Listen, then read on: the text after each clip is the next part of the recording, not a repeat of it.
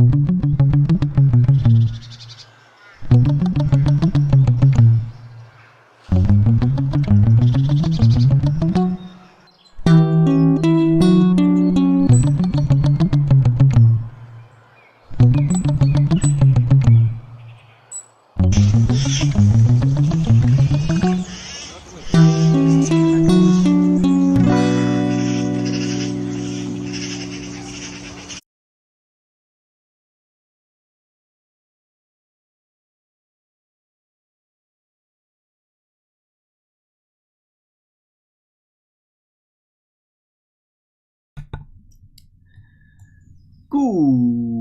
morning.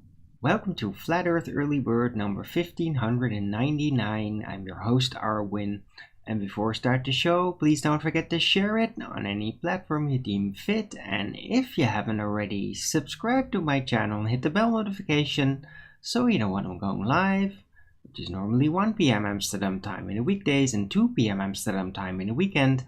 And please also do support me through the PayPal and the Patreon. That'll be much appreciated, and yeah, I can really use it still, so please keep the support coming. Right. Weather today is absolutely glorious.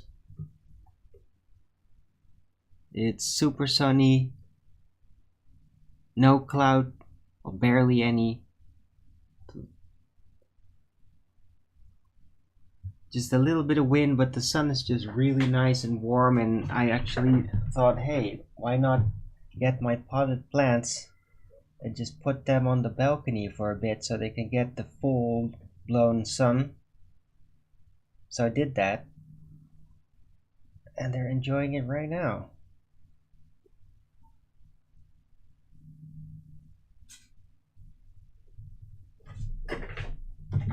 Oop.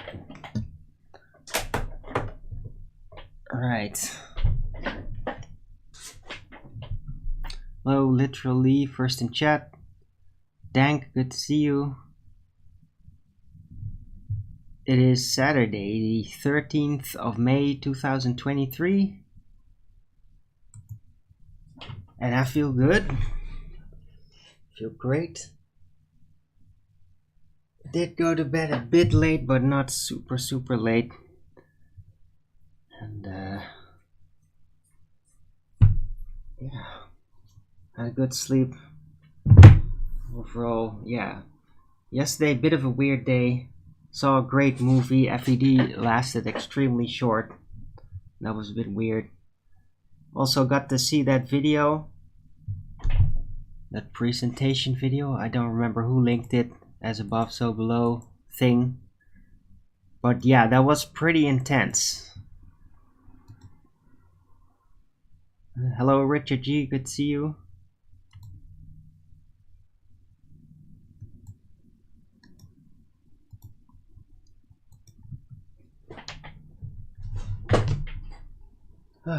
So, how are you all doing? Hello, Muxie.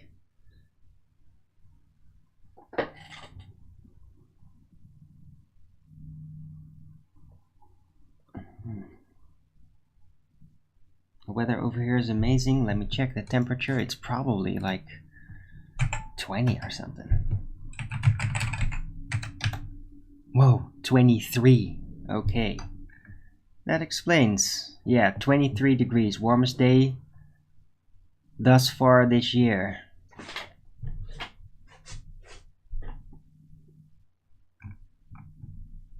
Great.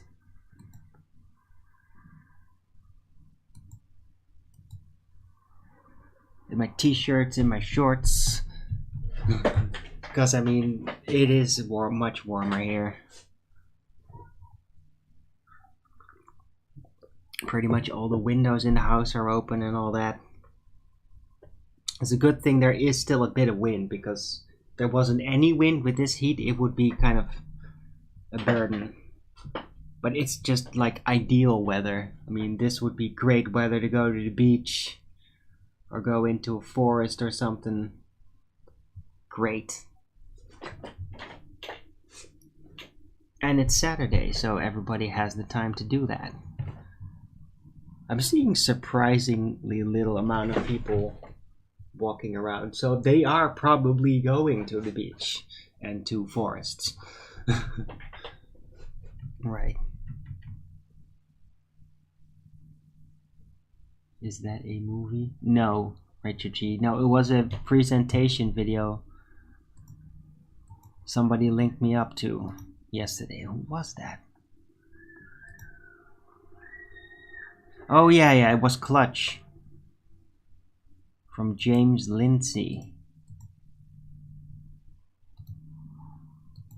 It's like it's some pretty mechanical esoterics. It is interesting though. So I did watch through the entire thing because it's basically like a real mechanical esoteric approach, going into like all the details, like too much almost. But it's well organized about like how wokeism, rough, it's very rough saying it like that, but how it is like a mind control magical system, a wizardry system. It's really fascinating how he puts it all together. It does sound like pretty dead on, although it is a little bit over mechanized, right? And I can tell such details because I am mechanical like that on the inside, very much so. But I mean, he's basically correct, and he figures out Marxism very detailed, and even with like historical references. I mean, that guy did some serious research, read a lot of books, and he's good at reading books, probably from the way he lays it out. So yeah, interesting.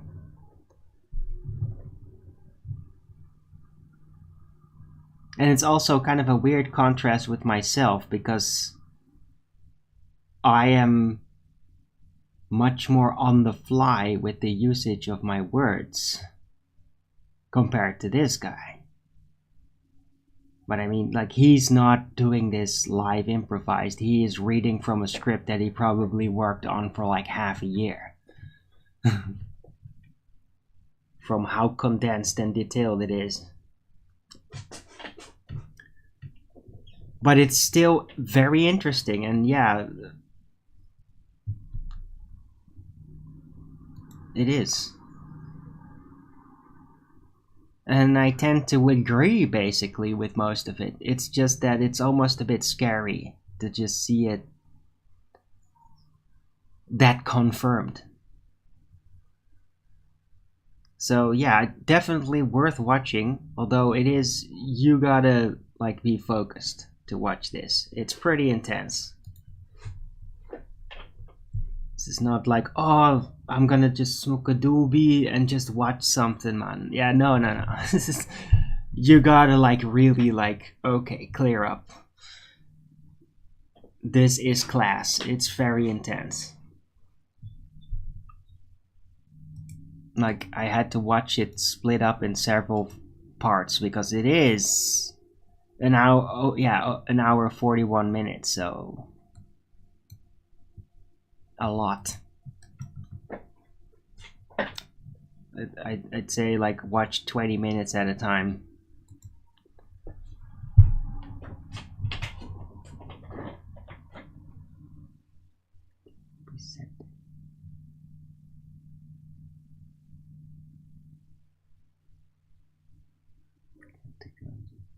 Oh, okay.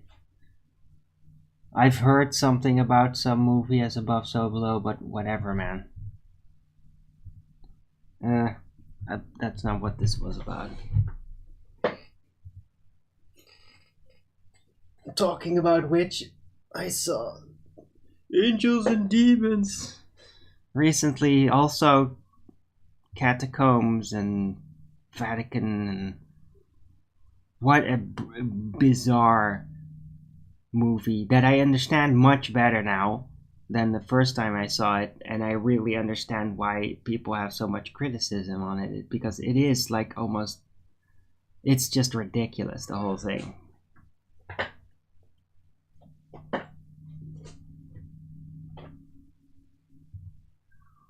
mean, it's kind of interesting because you get to learn about like the rituals basically and how they do things, their laws in the Vatican and all that. You'll get to learn a bit about that, but then what actually takes place, the whole thing, I mean, dude, that's just crazy.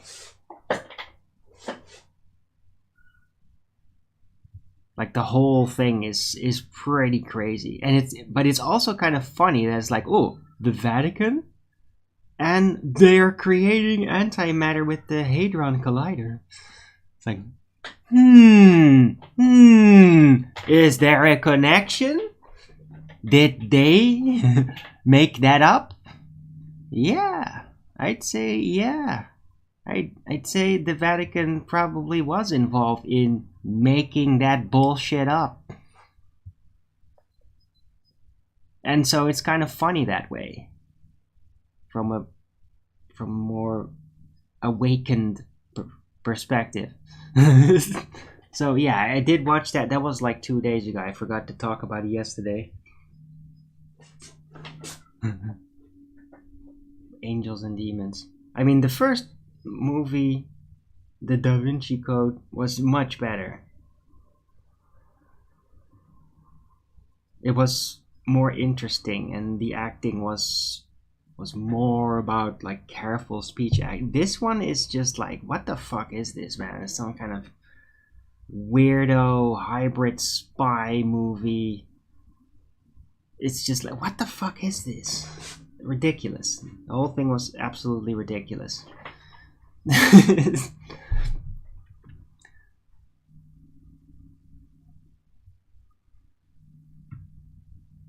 Hello, LSG. Good to see you.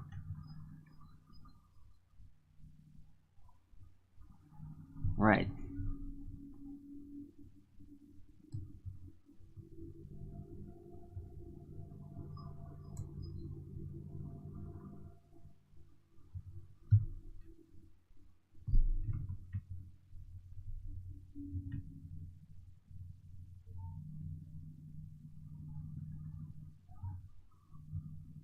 Much better book. Okay, let's see.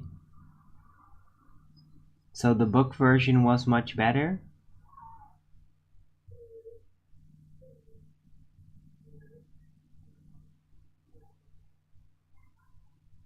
Okay.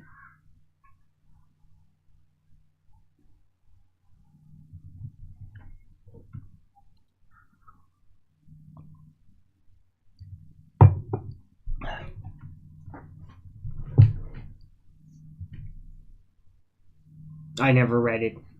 Right, so I take it that the Angels and Demons probably had a lot more like esoteric knowledge in between, which they just didn't have time for in the movie.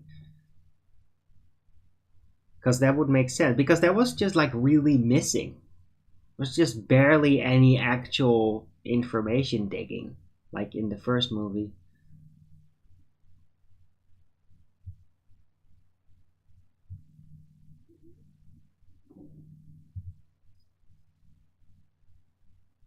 Right.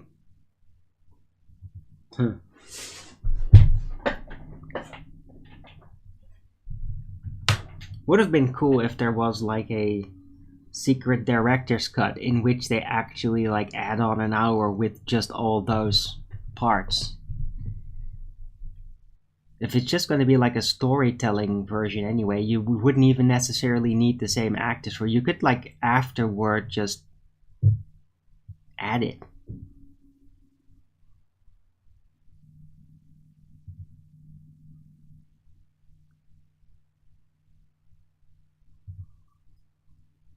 Well, you would need the same the voices of the same actors at least. That would be helpful. Anyway.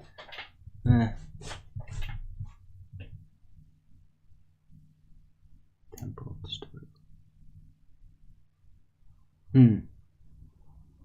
Okay, LSG. Okay, I'll take your word on that. I've never read it. I just don't read books like that. I mean, if somebody would have shoved it in my hands, like, here's that book, then I might have actually read it. It's just, it's not something that I do.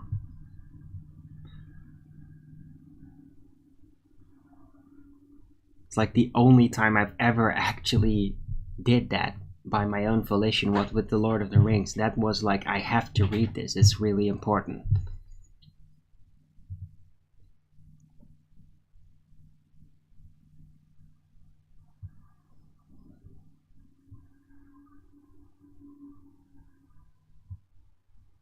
Oh, okay, Supreme Knowing.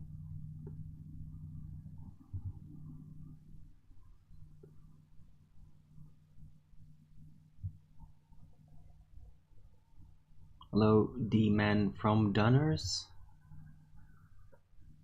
Welcome to my chat.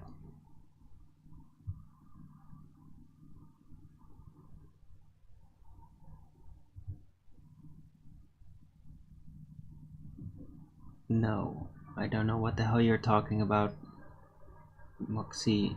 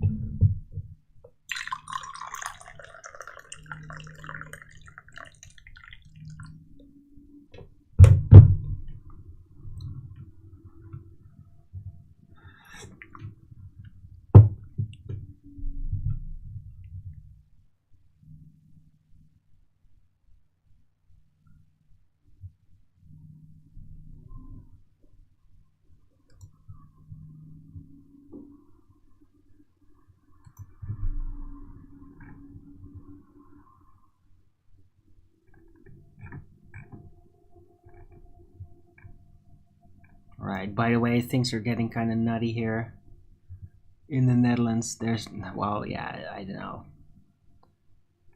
I mean, this could all just suddenly at once actually become real, and then all hell breaks loose because people are gonna like fucking lose it.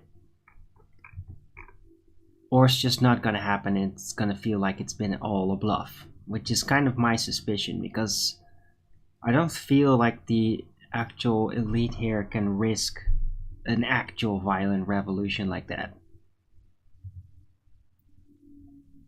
It's all too thin. They just don't have enough mind control anymore to really pull it off.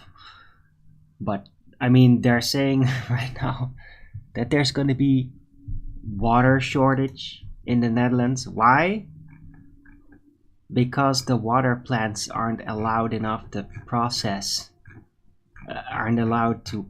enough water because of the new environmental regulations. I'm serious. So there's going to be potentially a shortage of water in the Netherlands.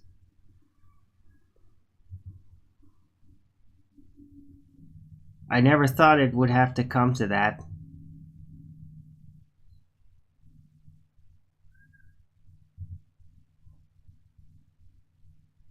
I mean, that's shortage of water in the Netherlands is, this place used to be a swamp, for crying out loud. It's that watery.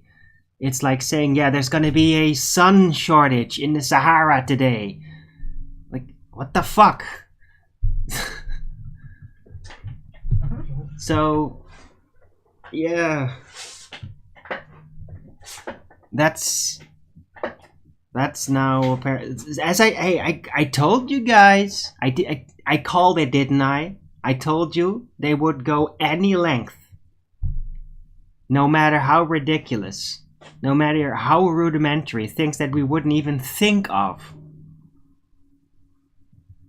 and they would like try to take it away. Everything. Total feudalism. Total.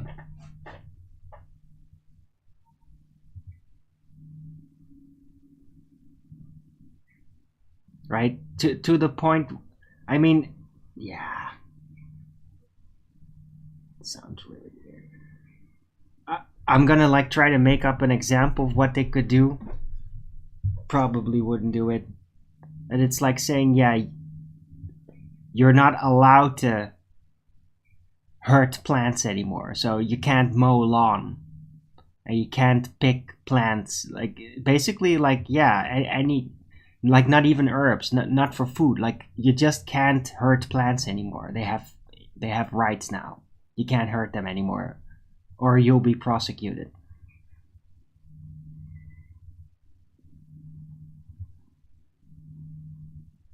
If they're gonna like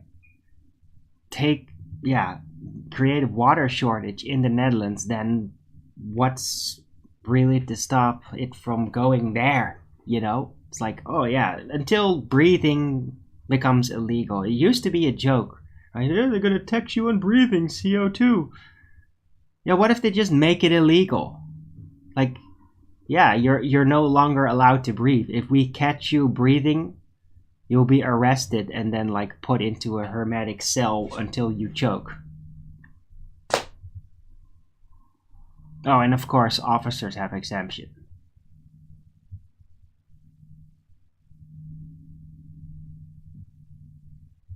I told you they would take it to the point as far as till everybody's dead.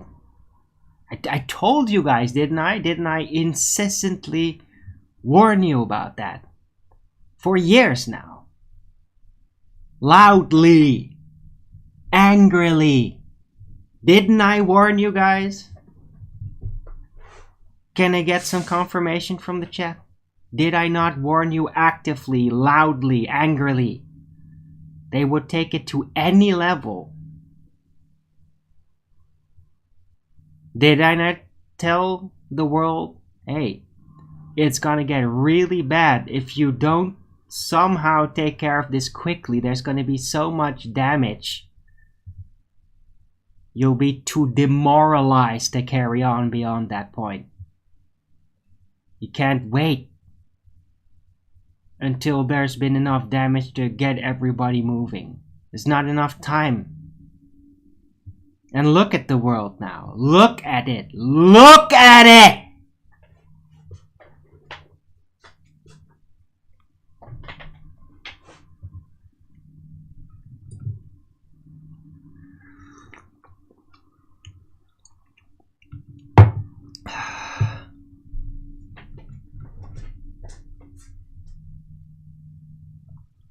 This crap doesn't exist for now, Seeking Starwater. But the point is, there is no place where it doesn't exist. It exists in all places. It just doesn't exist there yet. You see? When there's no limitation to the depths as to where they will go, why would you think there's any limitation to the lengths as to where they will go to do that? Like, there is no place. There is no safe haven in this game. It's all a matter of time. All of it.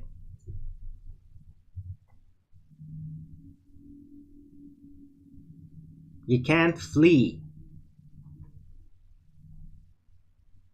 You can only hide.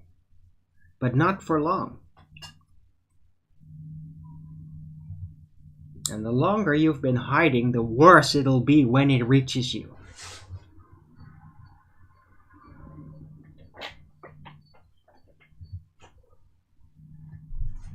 But yeah, I mean, Seeking Starwood, it all depends, you know, with the cities. I mean, this city is great. I like this city. It's not perfect. I mean, it is like, there's woke people. And it's like a bit mixed, foreign-y type. Lots of it. But there's like no gang shit like that. There's like naughty kids goof around and make noise and get a little rowdy sometimes and shit. But there's no actual serious violence. There's some drug dealing, but they like keep it low. They don't make trouble. police is pretty good here. I mean, I've seen much worse out there. They seem all to be like really caring about the city. They're not like in on some stupid scam or something.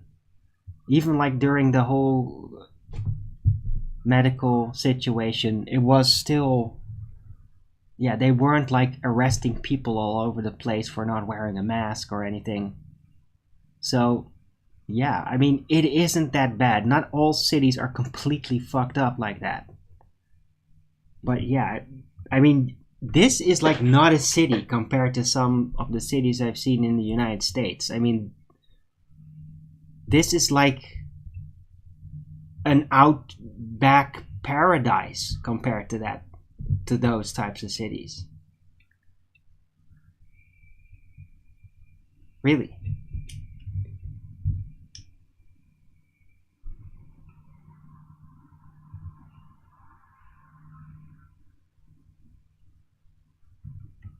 Be a good German prospect. What? Anyway. Knocking on Georgie's door. What the fuck are you talking about, Moxie? Stop lolling, it's not fucking funny.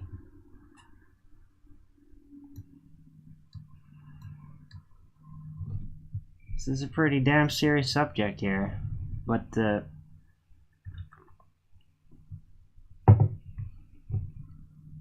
Alright, if George has a bunker, good on him. I mean, it's not gonna help though, right? All those things do is buy you some time. That's it.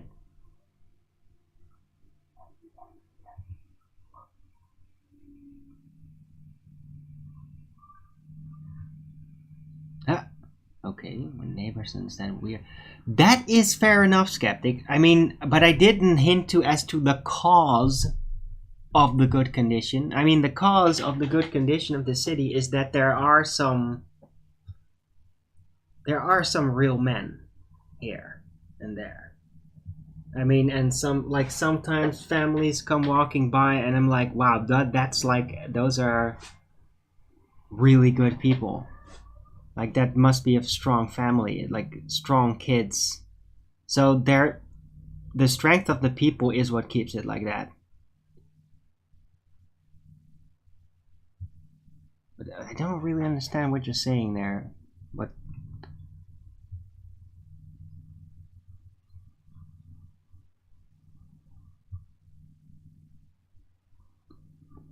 But yeah, I guess that the average moral spirit here is pretty good.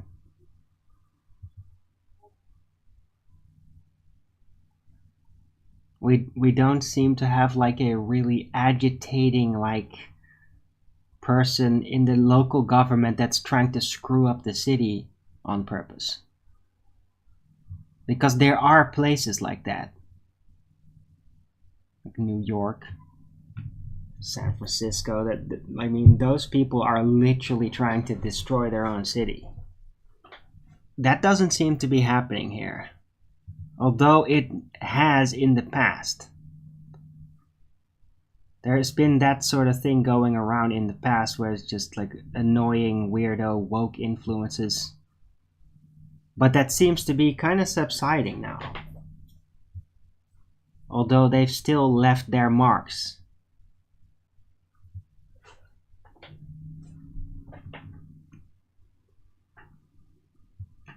Be strong with your neighbor. Right, but I agree with that, yeah. I mean, I try to be strong. I mean, I'm not super manifested out there or anything. But at least I'm like kind of actively guarding this building here. It's like I don't take kindly to no trashy strangers or like people that I suspect would like break in and shit.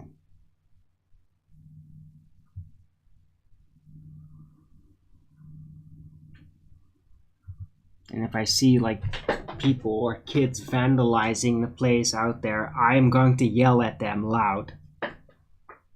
And potentially call the police and shit, so...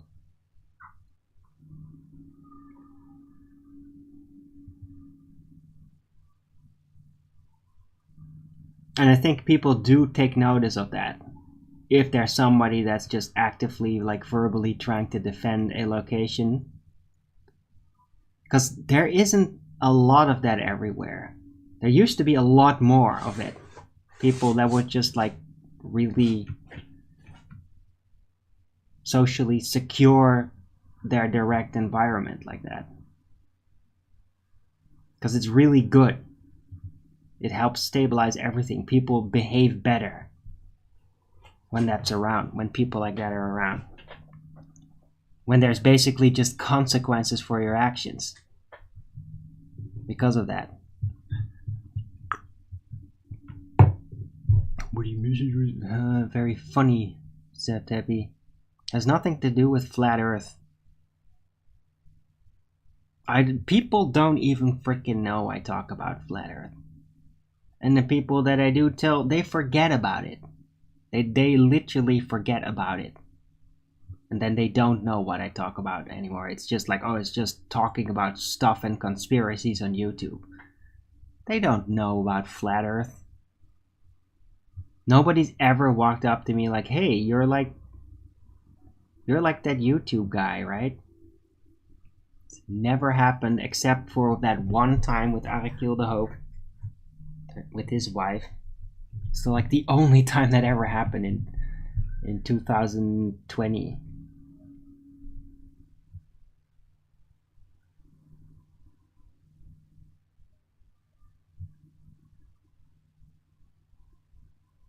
Or was it? No, it was before that, 2018 or something. No, wait, that doesn't make sense. It had to be 2020. Because it was after 2019 where I met him at the conference.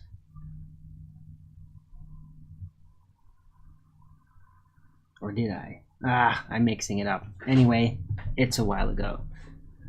So people here, it's just, they don't care.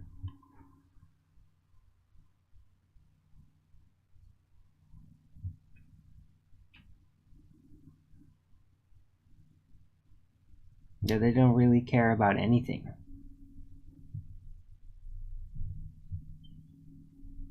Like, a lot of people are kind of bored because they just don't dig into anything. I'm noticing it. Like, I'm noticing people go around and, like, staring their phones and then not really knowing what to look for. They're bored because they don't get into anything.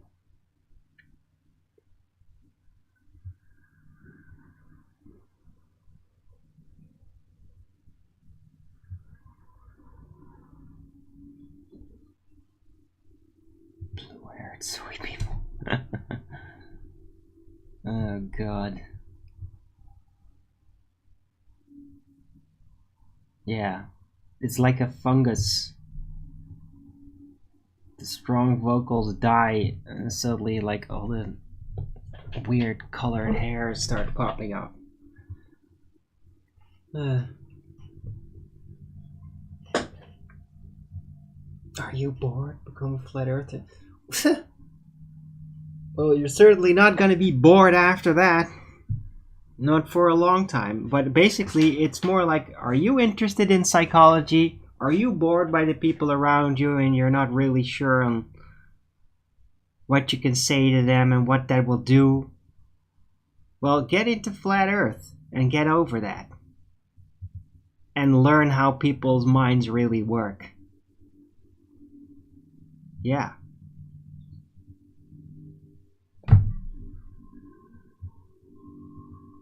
I mean, there's no better place for human studies, psychological studies, than the flat earth arena. No better place.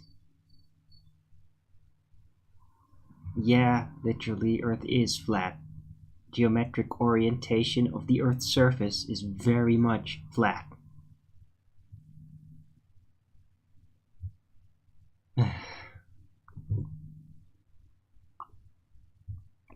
Is that really what you subscribe to my channel for? Just so you could say that? Yeah, you're not bursting any bubble. You can't even get out of your own bubble to burst anybody else's bubble, buddy.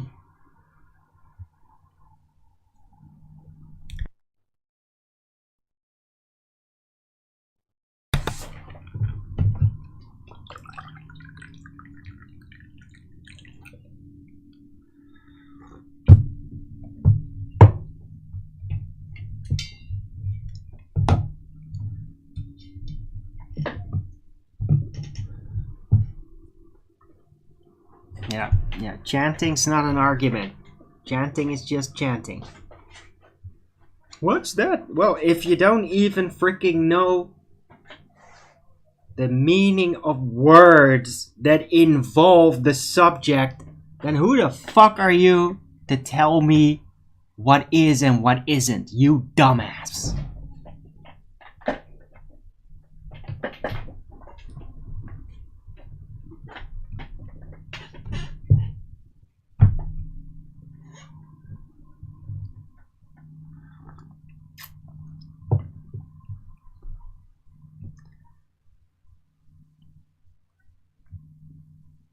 Hello, Raichi, good to see you. Indeed, seeking star water. Let's not get too literally, right?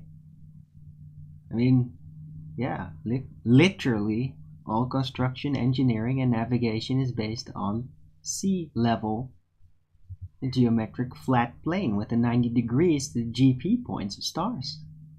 All that, yeah? Flat plane, all flat plane based. Navigation exists because the Earth is flat. Sorry to burst that bubble of yours. Literally.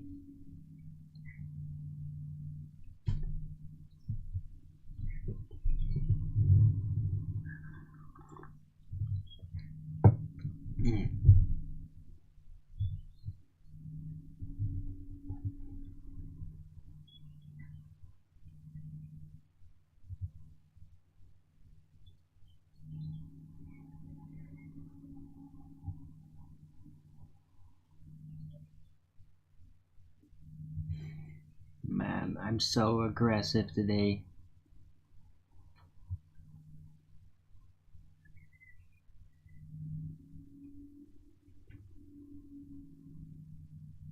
Just can't stop growling and snarling. So aggressive. I mean, I keep on personally attacking and just using curse words. It never ends.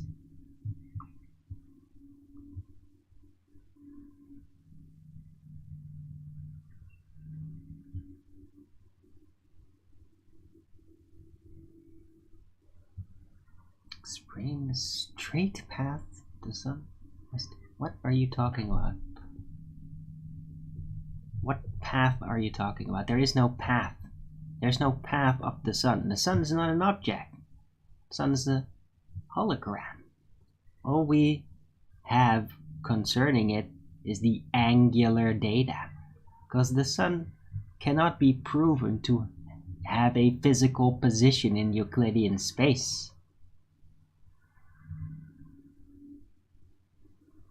Yeah?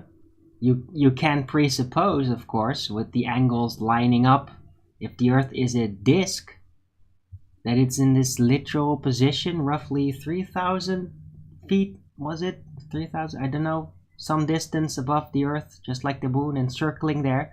But it's not actually there, though. Because if you go higher up, then the angles don't exactly line up anymore. It's not really in that spot. It's weird, isn't it? Because sun is a non-local hologram. It isn't an object like a lamp that's shining down upon us. Yes, there's light arriving. It's getting absorbed at ground level, but it's not coming from an object in a position. Because that's not what the sun is. Cannot be proven to be such. Right? So, I don't know what else your questions relate to in that sense, but it's completely pointless. There is nothing but angular data concerning the sun. There is no other sort of data, only angular. You can mathematically derive all sorts of conclusions of a position based on the presupposition of the ground you're standing on. But there is no actual evidence. Yeah? There's no actual evidence that it is there. That's the difference. You can, at best, presuppose at least location of the sun. But it isn't actually there. Trust me on this. Or don't. And endlessly chase a ghost. You can do that. You can chase a ghost the rest of your life. Another aberration, right?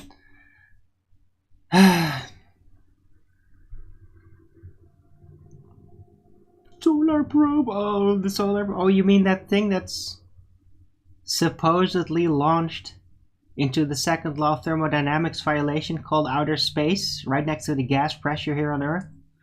It's launched there, so it can observe a second law of thermodynamics violating burning gas ball next to a vacuum.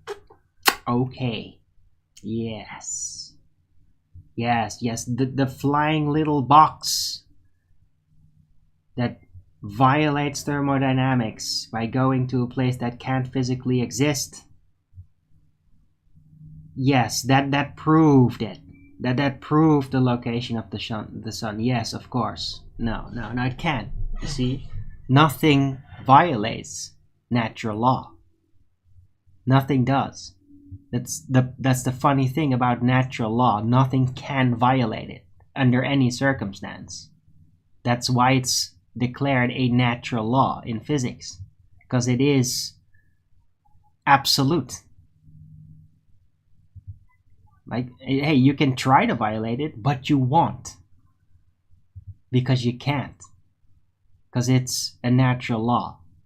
Yeah? Outer space doesn't exist. You can't go there. If the Earth realm was an open container towards the entire universe that you think is there, then all that gas that's stuck here within the container of the realm would immediately explode off and thin out so dramatically that we'd all choke to death in roughly 10 seconds. I'd say something like that. So everything would be gone very quickly. So gas spreads out in all directions to meet the available volume. Yeah. And after that, a gradation might set in, right? Because, hey, gas is not going to necessarily stay evened out everywhere like that. But it initially will definitely attempt to fill the total volume available. Natural law. Boom! Very quickly, very powerfully. One of the strongest forces in nature is the need of gas pressure to expand in all directions, to fill the available volumes. One of the strongest forces available in nature. Yeah? There's no other force that can actually counter it. The only thing that can actually meet it is the tensile strength of solid matter that can create a barrier. That's really the only thing that is known here on Earth to be able to stop gas pressure expansion in all directions, right? I mean, it's quite some effort you have to make to create a vacuum. It's because gas really wants to expand into that depressurized zone. It really wants to get in there. So you gotta like really put in some force and some motors and make a lot of effort to actually make that gas vacate the vacuum. Yeah. Well, if it takes so much effort to do that, what's keeping it from just it's all gone? Gravity? You think gravity's a force, do you?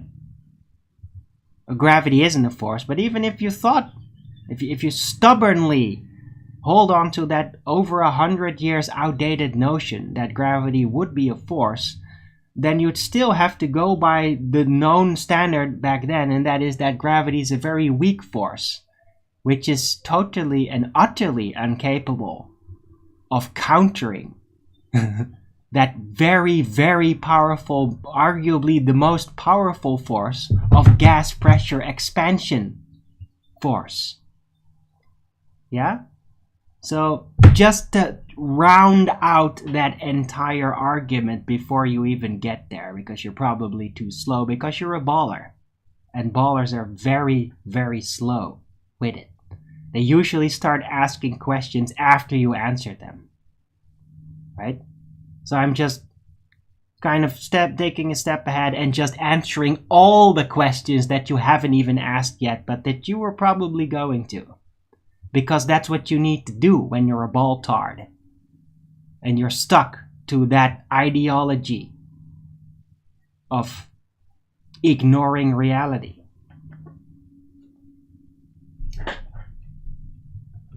Hey Adamikin, good to see you.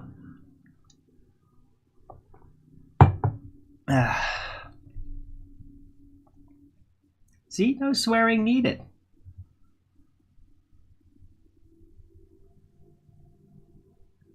You were rutting and barling and blah, blah, blah, blah, blah in the chat.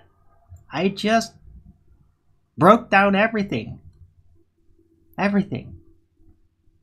You're a satellite in space, supposedly proving the sun. Yeah, that can't be. And I just explained to you in utter fine detail why. So there you go. Smell a troll? Yeah, literally is quite the troll, I know.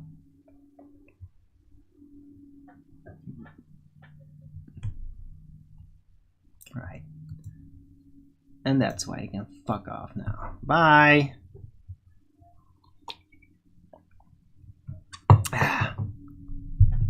Thanks for being my proxy to roll out the flat earth arguments against you. I don't need you to be here anymore.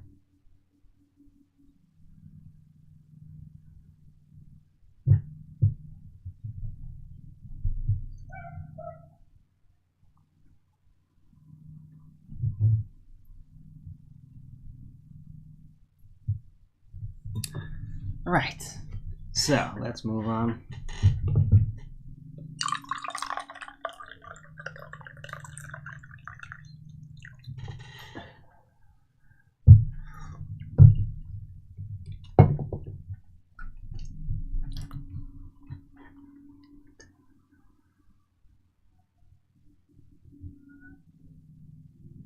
They want another model. I can give you a model. But the point is, they don't really want another model to take the globe's place. They just want the globe model.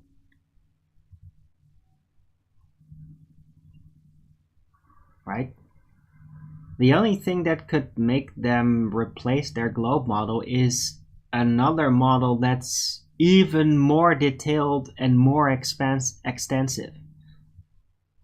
Something that's just overwhelmingly more. That's the only thing they'd ever yield to. Right? Something that's even more fantastical. That's what they'll give in. That's what they will convert to, if they could. But not something less that tells them, yeah, there's all these things we don't know yet. And we might never know. That's something that's just, it hurts, but that means we're not the genius. That means I'm not God. If I don't know everything, then I'm not God. That's effectively happening to them on the inside.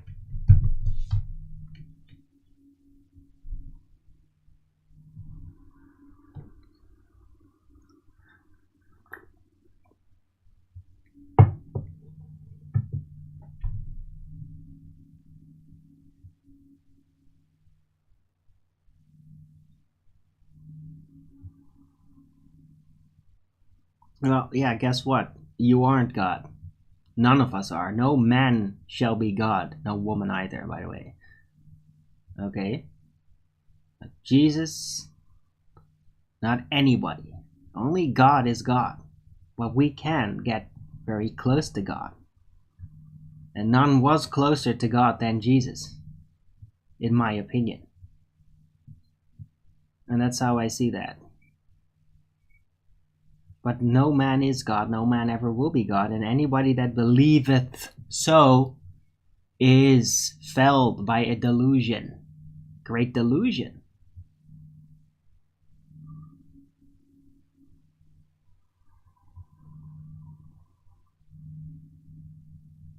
And that's what you're into if you're into the ball. You're into believing that you're God because you know everything, because it's all been figured out.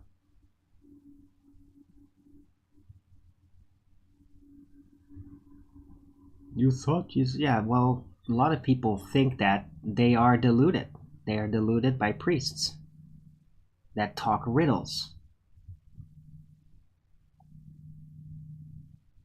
But You can argue that through Jesus, we got a lot closer to God.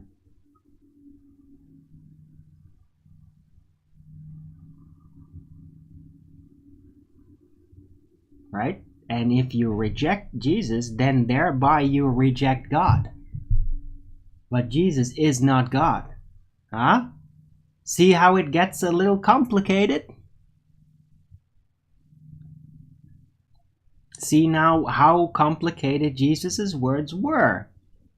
And if you all take that reified and literal, then you get a crazy priesthood who doesn't know what the fuck they're talking about and reifies all kinds of shit and ends up with the ultimate riddle: if you just say the magic words, then you're free to do everything you ever wanted because you'll be forgiven. Yeah?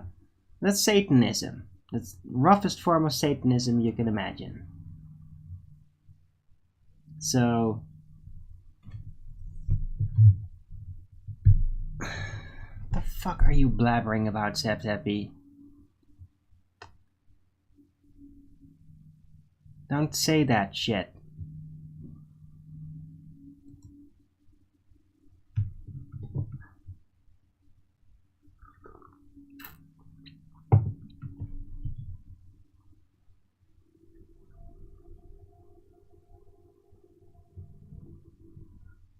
Have you ever read the Bible? Yeah, you're talking about after he died, right?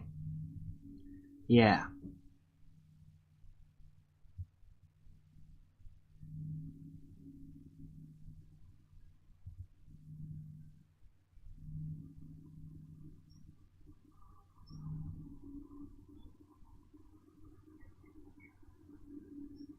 Yeah, I know. So, yeah, that's cute.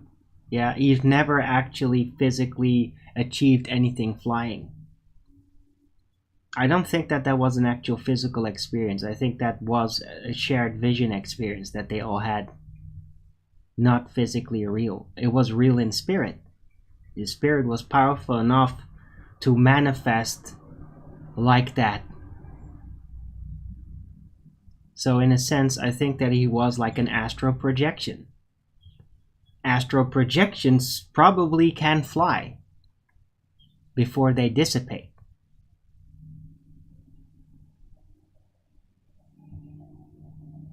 But astral projections aren't flesh, you see? They're just energy, and they're very, very mystical. And they were also woven into the concept of Star Wars, right? Obi-Wan Kenobi, Yoda. That's from somewhere. There's a thing like that. And I think Jesus was that too. When he died, he came back as an astral projection. They were all tripping. Well, in a way, yes.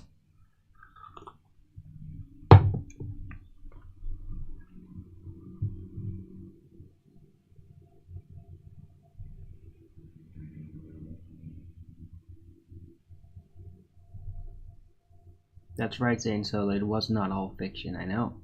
It's mythology.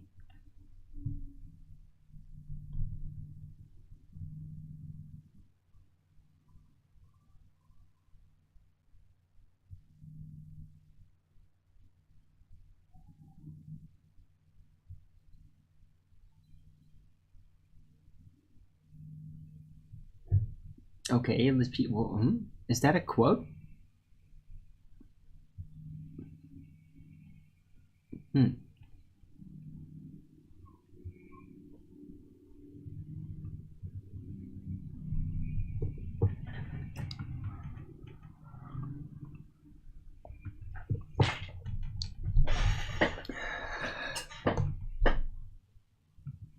Hey, Kevlar.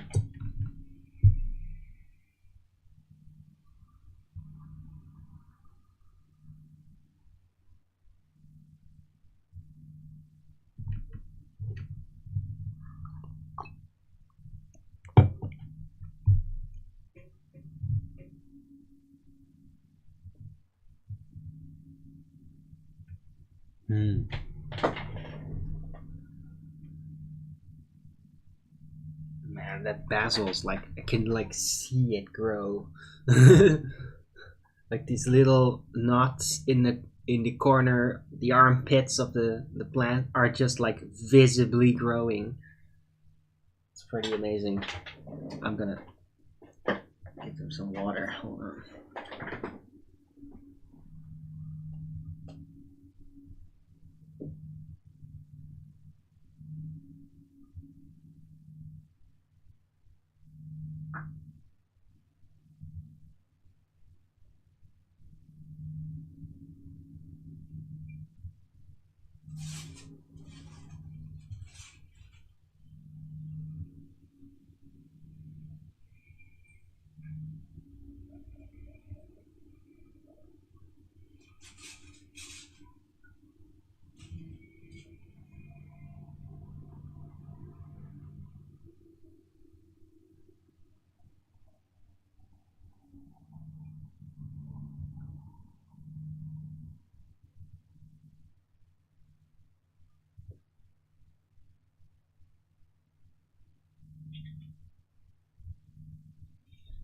Yeah,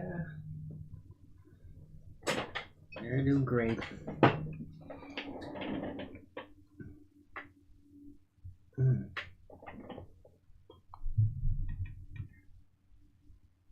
Right, almost forgot to mention it, by the way, because I did, talking about floating rocks.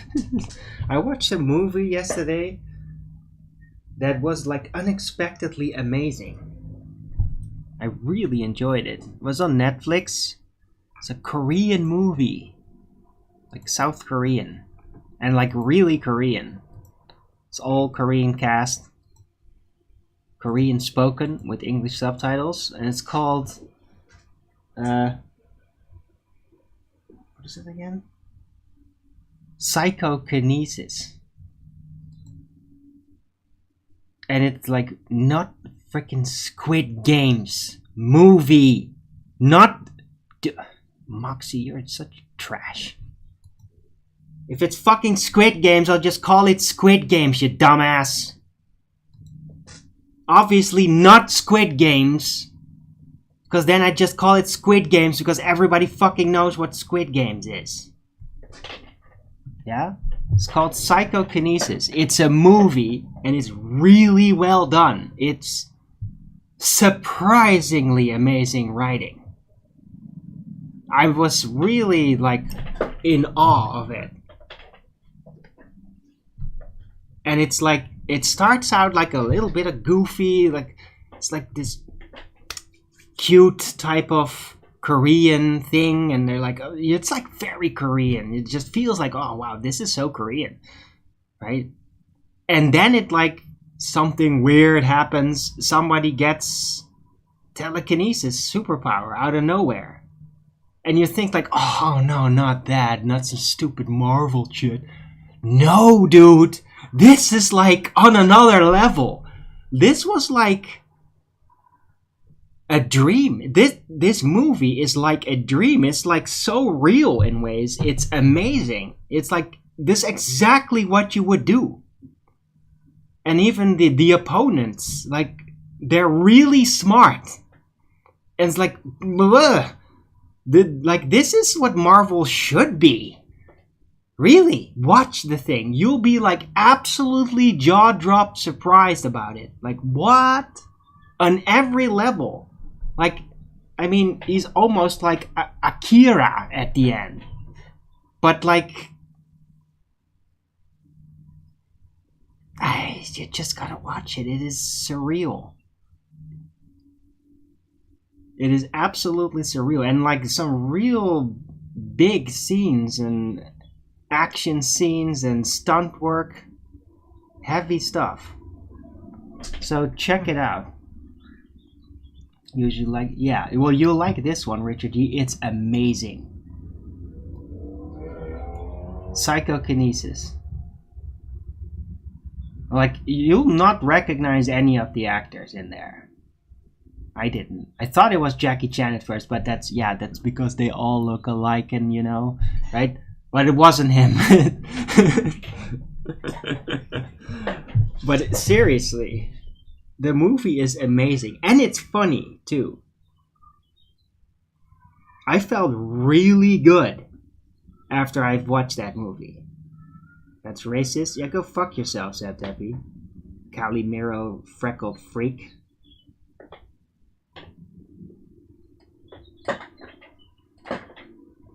I mean, I'm just being honest. I really thought, oh, is that Jackie Chan movie? Cool. And then it's like, oh no, it's completely Korean. Oh, it just kind of looks like Jackie Chan. Yeah. Hey, and I can be freaking racist against Chinese, yeah? I am 116 Chinese, okay? I Chinese too. Yeah, just look at my eye. I Chinese. No, it's just a little. I was kind of squinty though when I was younger. A little. But it's gotten less.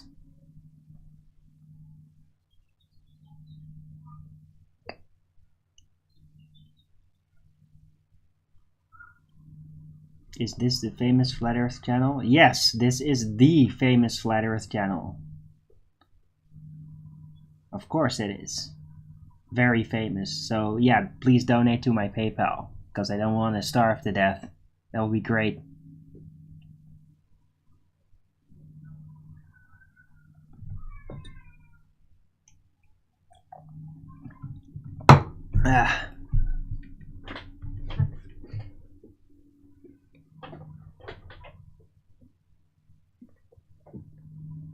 What happened to FED yesterday? Yeah, Nathan's computer crashed again and he spent 20 hours trying to fix it. I'm not even joking. I mean, the guy's... This is getting out of control.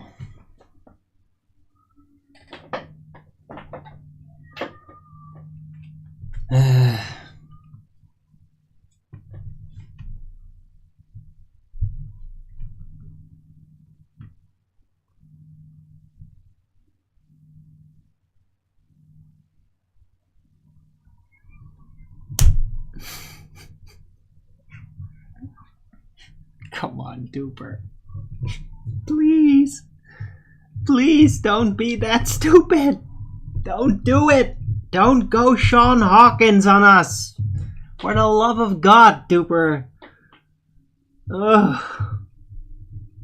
Don't do it. Don't be that stupid, please.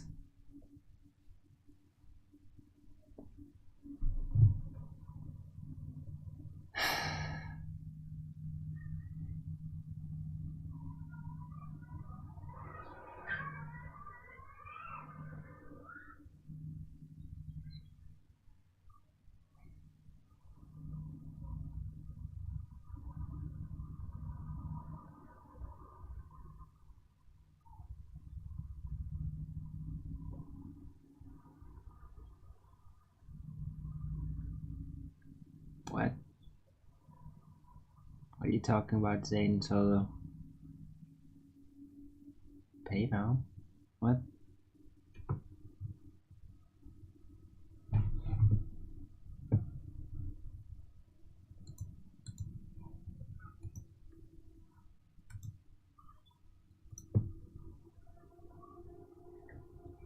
Better not be joking, dude.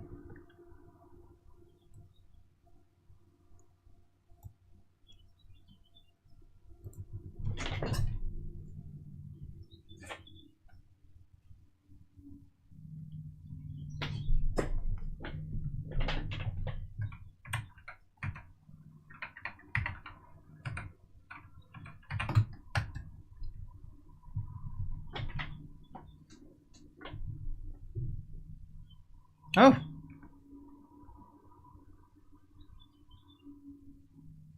Skeptic! You magnificent bastard! Thank you so much! Skeptic is like my #1 man supporter these days. I really... Well, Dank too, by the way. Gave me one too. But I mean, Skeptic has like been really helping me out. Thank you so much, dude. I mean, that, yeah, I'm gonna get some good dinner today.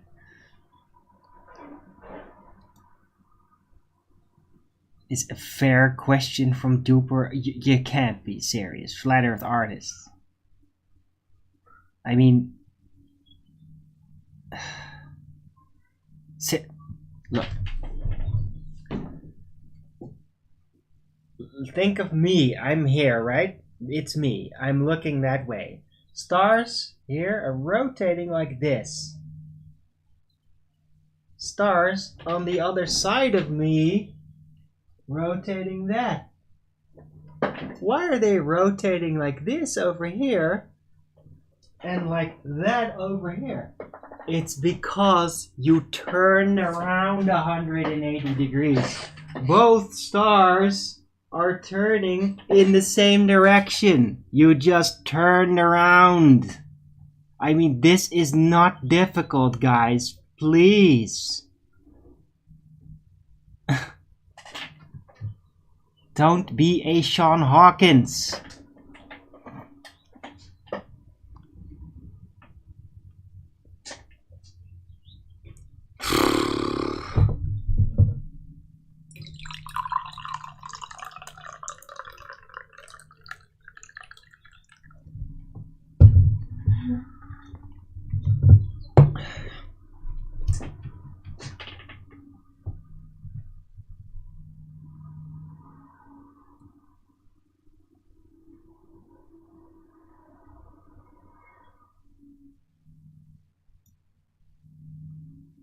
Skeptic is Moxie? What? Oh, it's greater than Moxie. The Skeptic is not Moxie. That's weird.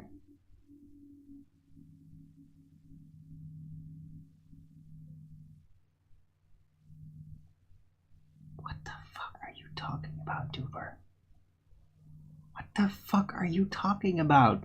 What flat Earth model are you talking about?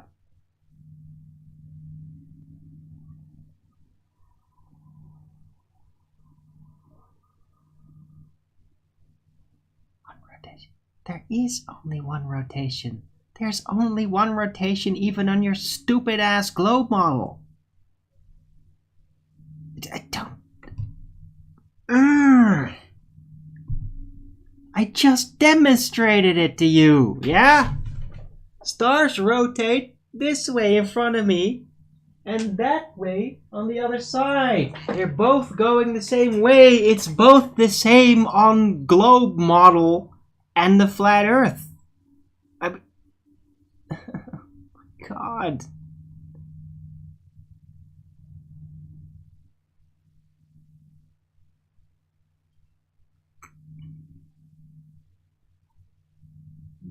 Geo's theory. No, I'm not gonna hear Geo's theory about that. It's ridiculous.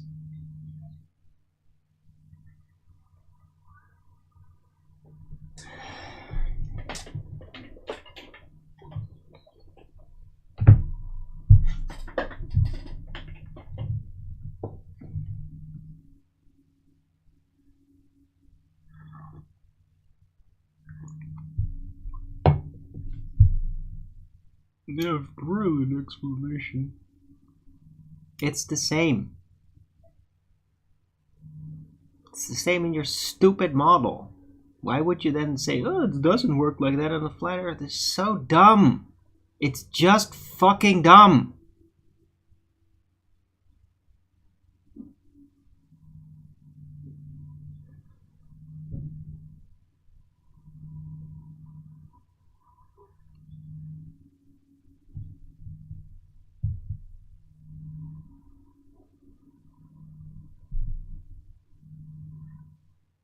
Scap is not Mox.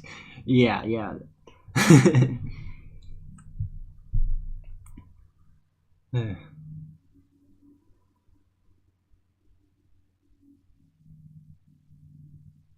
Brilliant explanation. How it works on the globe. Yeah, I can explain it perfectly how it works on the globe. Of course I can. And I can go full anti-flat earther and explain exactly why you can't see the curvature and why you don't notice rotation and all that garbage, even what gravity is when it's only space-time bending and how that's supposed to prevent the gas pressure from exploding away from Earth. I can do the full works. I'm the best anti-flat earther in the world. Yeah? And it's not just by a little march. I am the best anti-flat earther by a margin factor of like 20. I am the best anti-flat earther in the world. I'm so good that you wouldn't be able to tell. Okay? I am leading this thing. Yeah? I am the actual Pope of the globe. It's just a black Pope. I'm not official. I just do it. And everybody just scrambles around me when I talk about those things. As they do.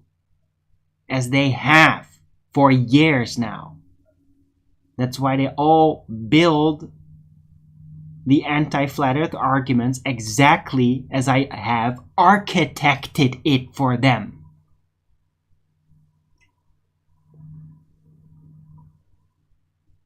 Okay. No, you're not at Reichi. Just being able to double think and double speak doesn't just make you a good anti-flat earther. A real anti-flat earther doesn't need to. The Chinese Pope. Hey, if Witsit's the Pope of Ether, I can damn well be the Pope of the globe. Better believe it. I mean, the stupid Pope who is the Pope of the globe. The real Pope is the Pope of the globe. Yeah? Literally. But he's shit. He's just focusing on Satan and crap. So, who gives a shit? He doesn't know shit, man.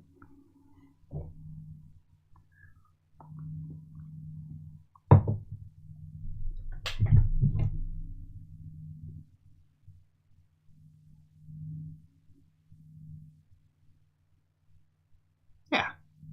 You know he is, Reichi.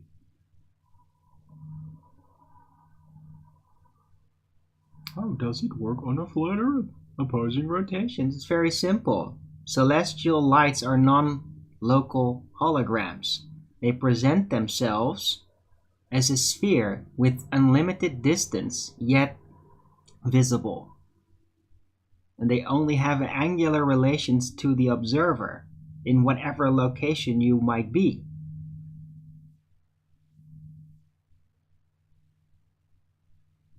Yeah?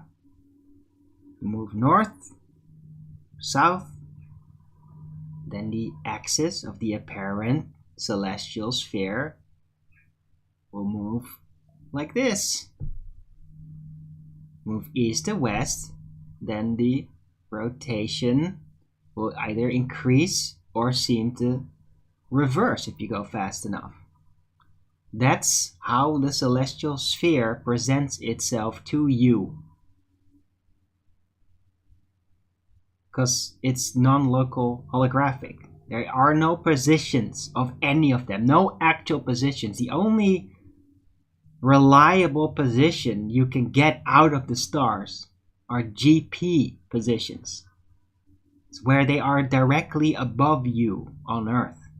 And that's how the star map really works.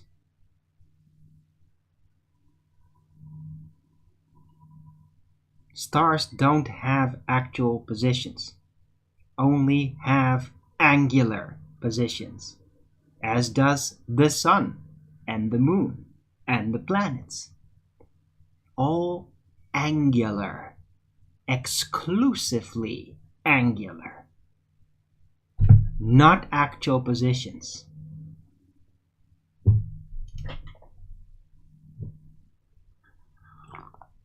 Yeah, Flat Earth Artist, I am the citation.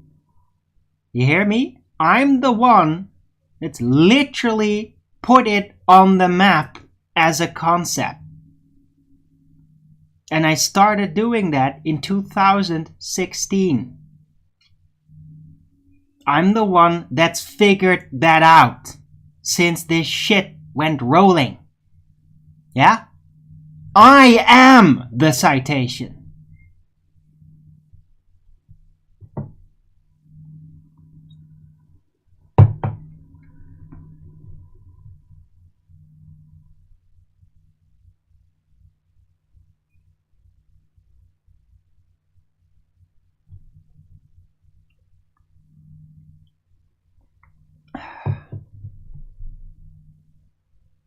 A distant rainbow, same angular size as a...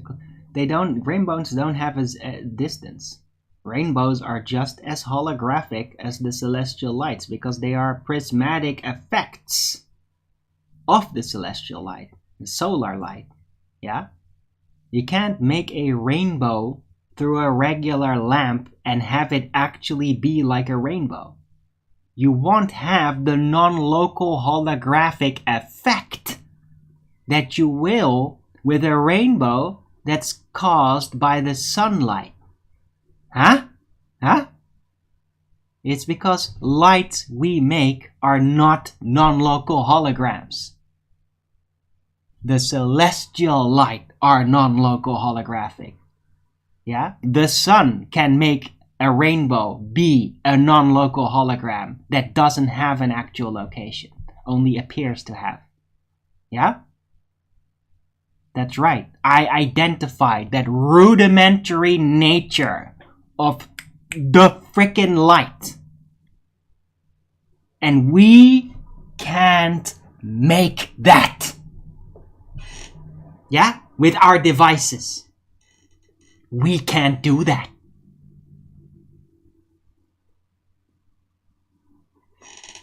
So what you gonna do? What you gonna do? Oh, I have to make one myself to be able to prove that it's real. Fuck you. We can't make that. Yet, it's demonstrably there. The effects are there, yeah? Make a rainbow through sunlight? Yeah, definitely not reachable. It will move around as you move around, just like the celestial lights. Yeah, now do that with some high-powered lamp and some water in the air. Guess what's going to happen with any rainbow effect that might happen? Yeah, it's not going to be non-local holographic. It's going to be very local. It's going to seem like it is in a very specific place. It's not going to move around as you move around. Yeah? Because it's not created by the same type of light. Because light we make is not the same as the light that comes from the heavens. The celestial light. It's not the same. That light is non-local holographic. It doesn't come from anything. It manifests angularly and it arrives and gets absorbed. Yeah? We can't make that with our devices. So laugh it up all you like. It sounds so silly. Or yeah, I'm fucking correct though. Yeah, and in 100 years, it will be the standard understanding. They won't have to deal with all this stupidity and mockery that I'm being subjected to for being very early with this discovery, this insight about fucking reality. Yeah?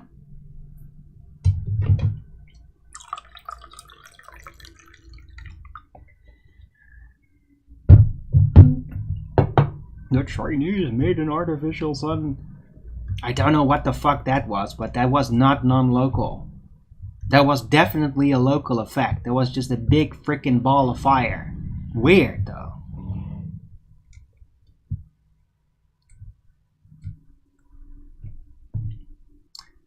Finish reading your comment? Okay. I wasn't responding to you, I think. Distant rainbow has the same angular size as rainbow. Yeah. Now, what? Why should I finish that? I did finish it.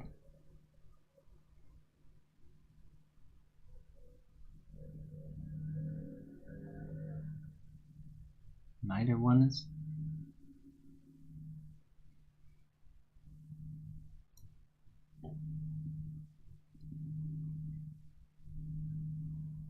What?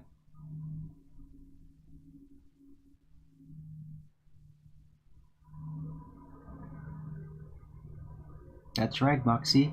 Everybody will be happier for it.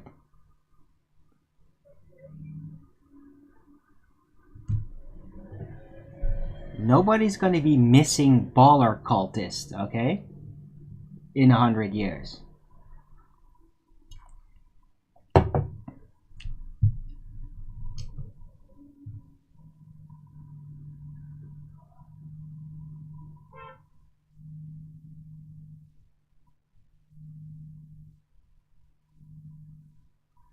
Proof? No, it has nothing to do with proof. It's the amount of time it will take for people to get there. To finally stop being obstructed by their petty contemporary issues and their self-deflective illusions and just get on with it and figure it out. The proof, I've already delivered proof. That's not scientific proof. It doesn't go through the scientific method. But it's logic based. Yeah, there not being actual proof of a location. Yeah, that's definitely a big one. That's a very big one when it comes to celestial lights. Yeah, all those things, oh, they're there. Yeah, but you can't get there. And yeah, you go high up enough, oh, stars disappear. Oh yeah, that makes a lot of freaking sense. Sure. Except it absolutely doesn't. It very much backs non-local holographic nature. Yeah. Also, extreme sunlight, yeah, leaving different types of shadows in different positions. And you can literally see it, yeah? Because when you, this is really weird. Probably Baltards aren't going to get this, even though I've said it like probably 20 times over the last 8 years. If you're like on a mountain in a really sunny day and it's bright everywhere, you can look very far away. And somebody is very far away, miles away, 10 miles or something. You can still see them through your very good telescope. And you will see shadows from a tree hitting him. Tree, he's standing right next to a tree, like 10 miles away. You can see it because you're high up, you can see it, right? 10 miles away. And the shadow's hitting him from the tree. Why? Because you're looking at him over there. The sun you see over there. Sun will then shadow work itself onto the tree, making the shadow of that tree hit the guy that you're seeing. Yeah? Now, you'd actually go to that guy, or rather the guy was there, of course. Guess what? That shadow of the tree is not hitting him. Yeah? Yeah? Yeah. You know why? Because the sun, from his vantage point down there, standing next to the tree, is in another position. And the shadow that his sun casts on the tree is not hitting that person. Yeah? Even though the guy way over on top of the mountain staring down at him, well, his sun, from his vantage point, is causing the tree to cast a shadow on him. Yeah? Yeah! Deal with it! Huh? Why don't you deal with that?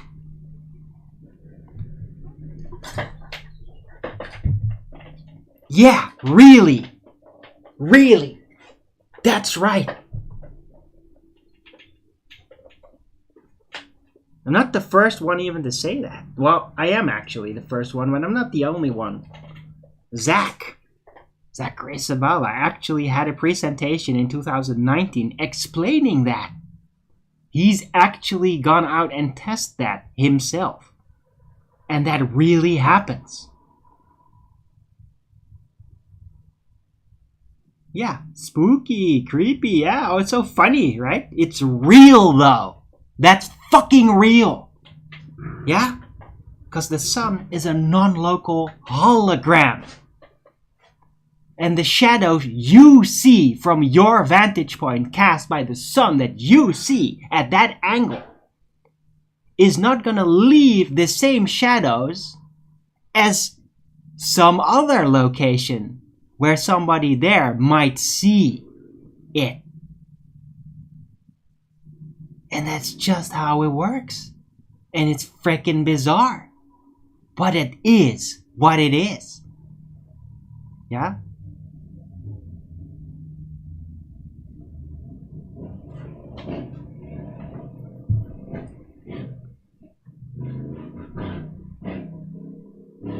Now, I'm not wrong on this one. I'm absolutely not wrong. I'm absolutely dead on target with this one. I've seen it in even more. I've seen it personally with an example, not from a shadow of a tree, but with shadows from a cloud. With clouds, it's much more pronounced and much more bizarre. Yeah? If you have a big cloud somewhere and it's only in that one place, and there might be lights, like little holes through the cloud that allow sunlight to be beams go through it, right? That effect, crepuscular rays. Well, crepuscular rays are like dead-on proof, because crepuscular rays are like a direct holographic side effect. And you will see crepuscular rays very differently at different points. So literally somebody can just see a beam hitting himself, and then somebody like 100 feet away will not see that. It will be slightly at a different spot.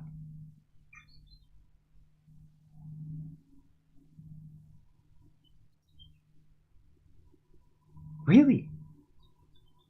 Because of the angle of the sun and the cloud being more there, it's more dramatic that way. It's like anything that's like closer to the apparent position of the sun will cause more pronounced shadow deviations.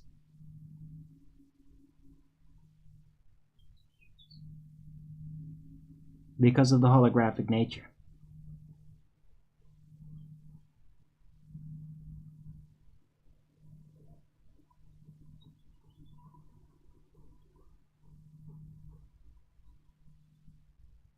So is this the point where everybody's just shutting the fuck up then? Do you just disagree with me and you let the ballers just yap on?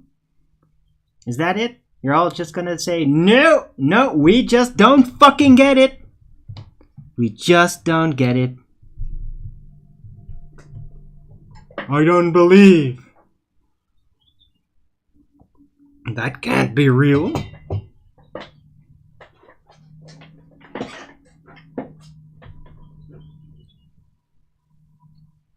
It feels like it goes against celestial navigation. No, it doesn't. The angular apparent positions of the stars and the sun and the moon are very accurate. But the shadows they cast, that's another matter.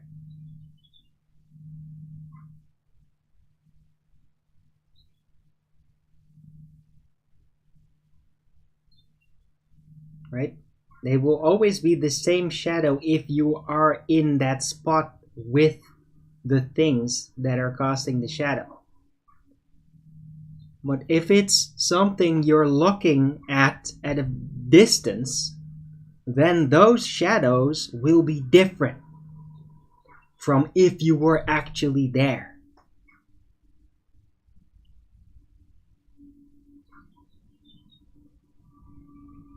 Okay, Flares, I'm kicking you out. You're just a disruptive asshole. Fuck off. It's not fucking funny. Piss off.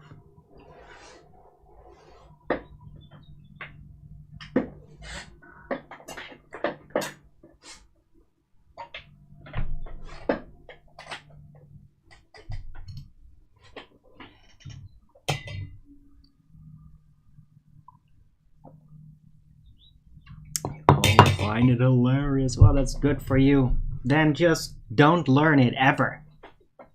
Just keep reifying like a fucking little earthly fucktard then. Huh? Just keep doing that. Yeah? Don't leave your physicality assumption bias. By all means, don't ever do that.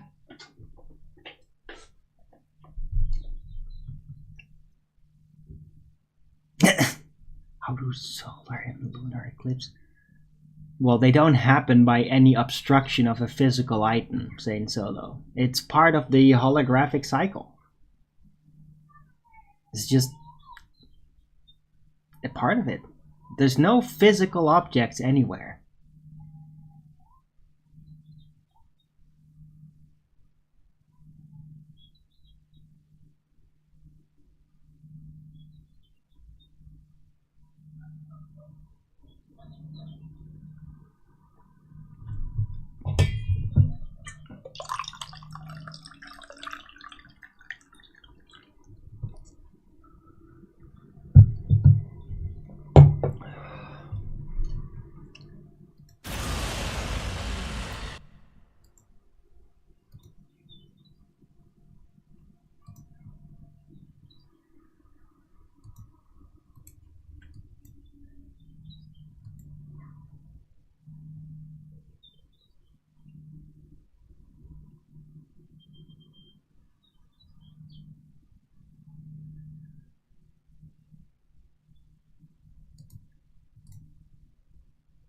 Yeah. Hey, I'm ready to kick anybody that's willing to come here and just be retards, try to make fun of this because they don't fucking understand or they dare not believe something like that because they're petty, physically assumption bias slaves.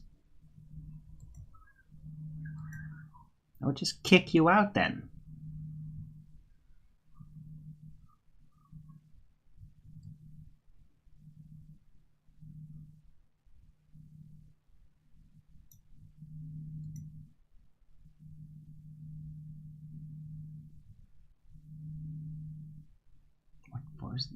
That's actually 3D rendered CGI.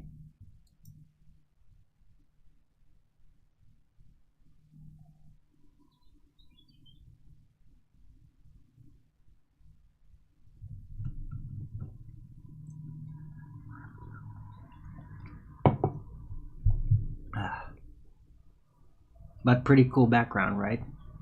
Adamican found it somewhere. It's great. I love this background.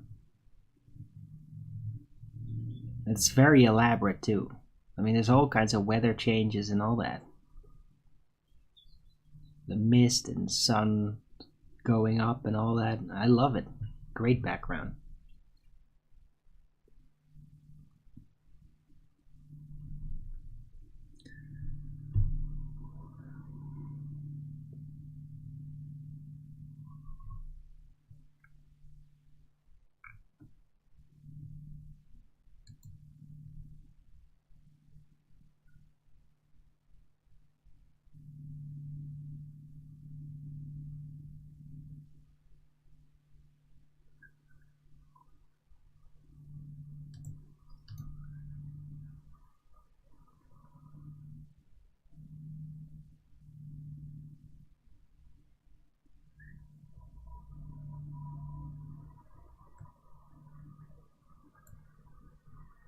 Right, so anything else, guys?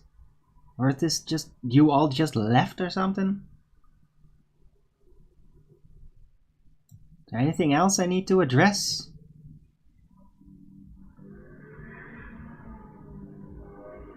Yeah, I mean, if you got something against it, then just say it. What, you got proof against it?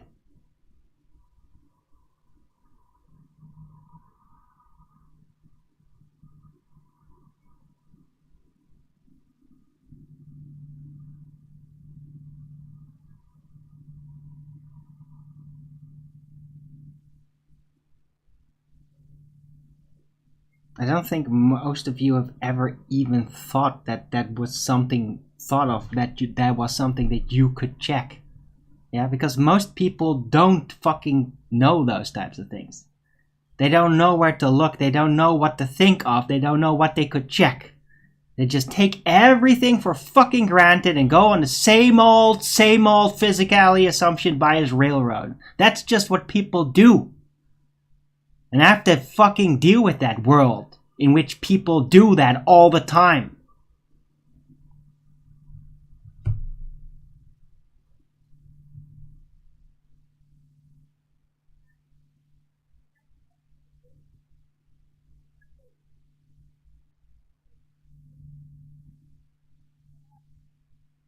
What the fuck are you talking about?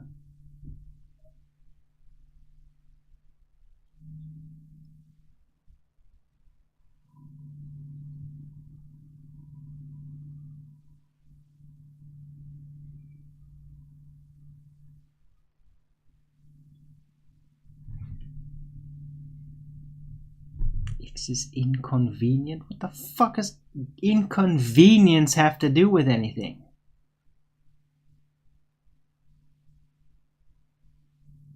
The fuck are you? You need to get kicked out, Aries 106? You just want to get kicked out? You want to insist with your straw man garbage? What the fuck are you talking about? Inconvenience. There is no fucking evidence, bitch! There is no evidence of a physical location in Euclidean space for any of the celestials. Yeah? It's not inconvenience, it's missing evidence. Yeah? And just stop projecting your fucking ball-tardedness onto us, Aries 106.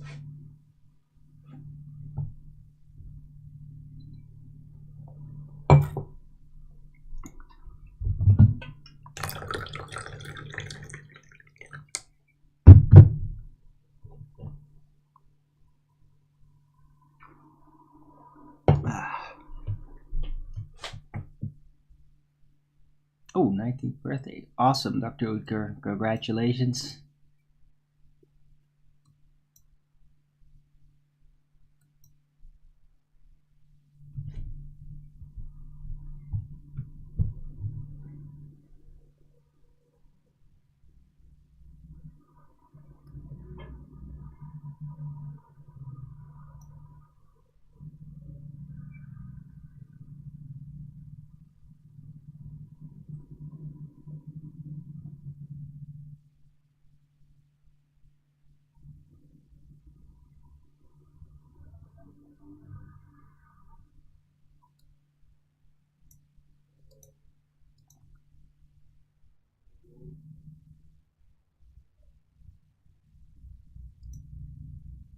Okay, yeah, you're a sock account. Get the fuck out.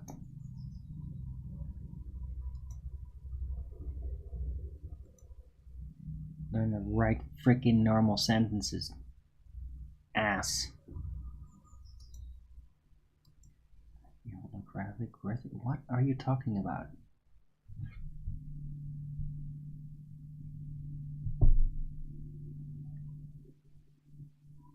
How can a holographic sun burn your skin? Well, you can definitely get a tan from a hologram. Yeah? If you create a hologram, it makes sure that the light that actually feeds that hologram is pretty damn intense. Yeah, you can sit next to it and literally get a tan from it. Clary. That's right, you can get a tan from a hologram. And you can get sunburn from a hologram too. If you make it intense enough.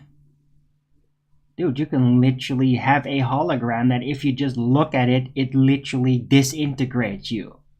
Okay? Yeah, you can get light from a hologram. That's right.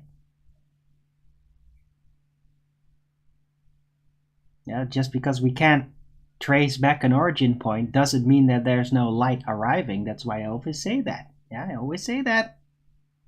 Light is definitely arriving. It's just not coming from a point in space. Any space. There's nothing there. However you triangulate, derive an origin point. However you try to do that, it's not there. Yeah? Is that clear? No matter the model, when you try to derive, coordinate celestial light of any sort, and you go there, well, guess what? It's not there.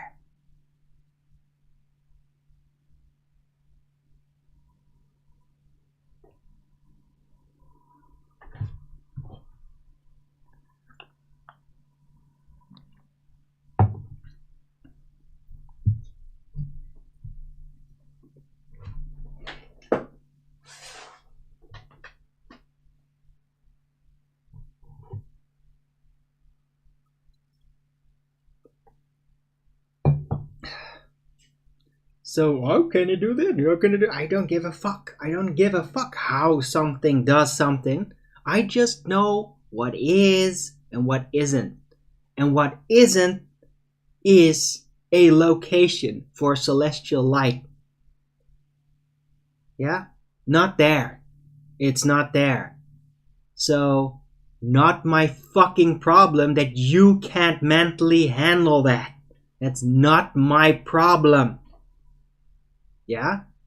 It's a nuisance. It's not my problem. I can handle it.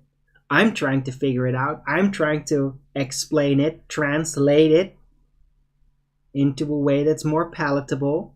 You still can't handle it. Well, that's not my problem then. Yeah? If you just can't get through the material, you can't latch onto it, you can't assimilate it, well, then you're out. Yeah? You're out then.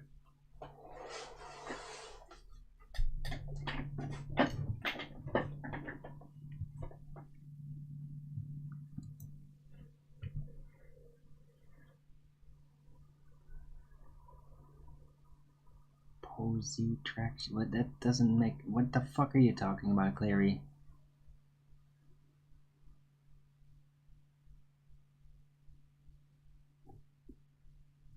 Yeah, skeptic. I mean, yeah, sunlight is great. I love sunlight. I love the sun.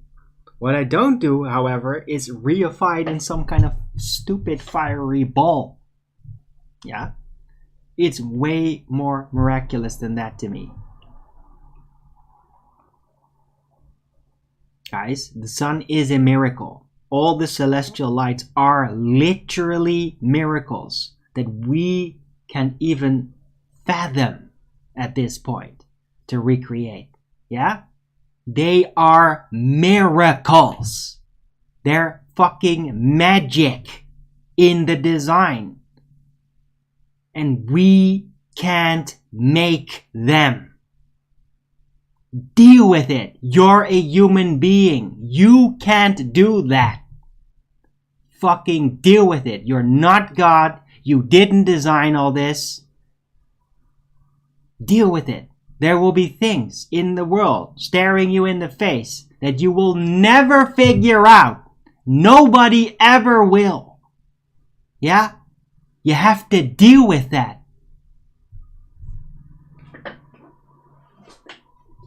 That's right, George Sanford. It is an awesome healer. I love sunlight. It's amazing.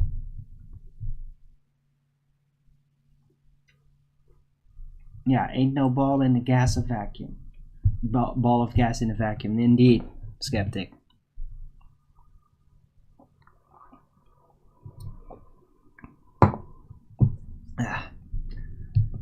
Right. Hope you guys are enjoying the show so far.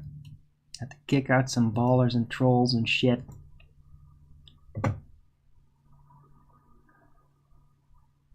Getting slightly intense, but I mean, it's not that bad. It's just, I get a little agitated when people turn out to be very thick.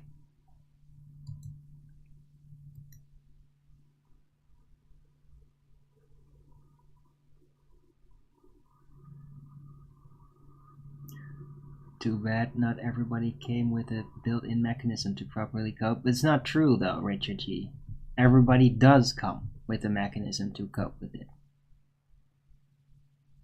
The problem is that people are trained out of it. Yeah? Because it's all about, I mean, rudimentary. It's about trusting God, about trusting creation, that everything is as it's supposed to be. Yeah? You have that as a little kid. But if you then basically get mistreated or some kind of belief imposed upon you or whatever, right? I mean, it's very easy to distract away from just trusting, like, yeah, I'm not gonna trust anybody's description. I'm just seeing what it is, and the sun is freaking weird. It's like nothing else ever, not even close. Doesn't matter what it is. Nothing is like the sun. Nothing in the world observed ever is anything like the sun. Nothing is. Right? But if you're going to listen to blah, blah, blah stories, oh, it's a fiery ball of gas, you're going to go in other religion, other cosmologies, then eventually you just be programmed with the stories instead of just trusting God, which you do naturally as a kid. So yeah, I believe, Richard G, that kids actually are naturally born with a mechanism to psychologically cope with how the world is. But we get trained out of it through society. I'm very convinced of that. Yeah, we're trained out of the trust in God, so we have to trust in man and basically be man's slave. Just do what they tell you. Yeah, and then you don't have the coping mechanism anymore, because if you did, then you wouldn't be following man, you'd be following God. Yeah? So you give up God to be enslaved by man, and that's how you don't have the coping mechanism anymore.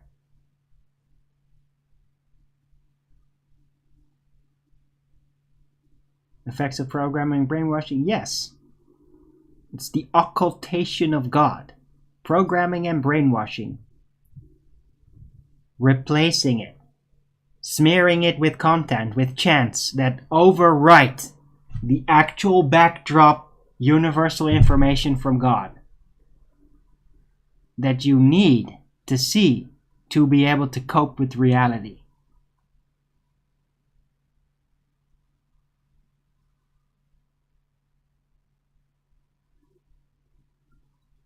Nothing Like the Sun is a song by Sting? Oh, okay. I didn't know that. It's true, though.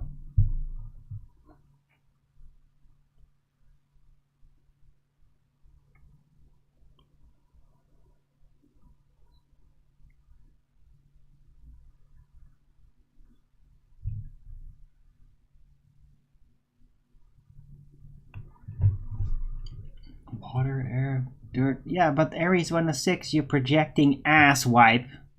Yeah?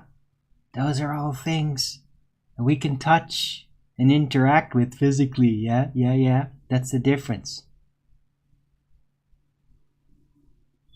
I take some counsel on how water is, fire works, air, or even dirt. Sure, I take counsel by men on how that works because I can test it.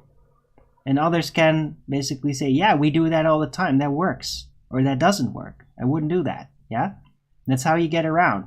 That's very different from, hey, you see that thing that you've never touched or you never even thought that you might be able to touch? Well, that's an object all the way over there. Yeah? Well, that's something you can't ever test. In a normal circumstance, you might be able to attempt to if you had like aviating equipment, whatever, balloon, something, right? You could attempt to test it, but normal people don't. Yeah? So I don't trust people's stories about it when they obviously never went there, touched it, and neither have I. Yeah? That's the difference. If it's about stuff right over here, yeah, I'll take some information about that. Because I can potentially test it, cross-reference it with somebody else that tested it, yeah? You don't always need to physically do everything yourself, but you do need to deal with people that have, in that case. Yeah?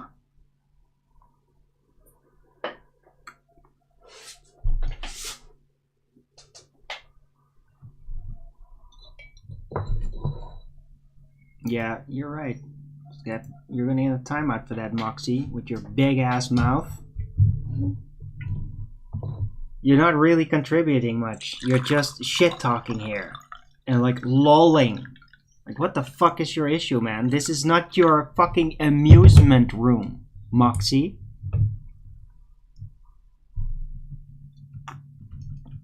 This is class.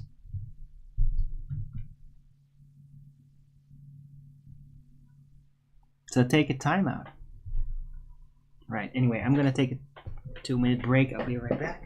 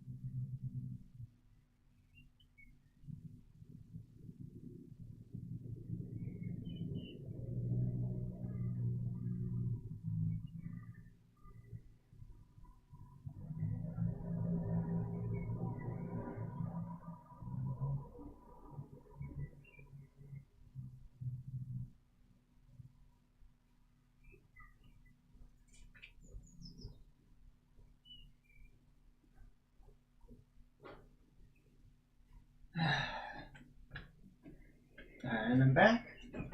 I'm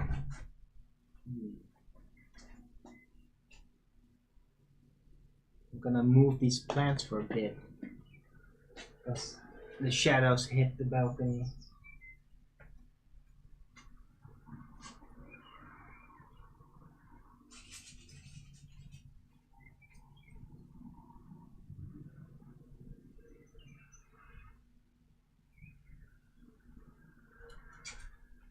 It's too windy out there. I'm just gonna put it back.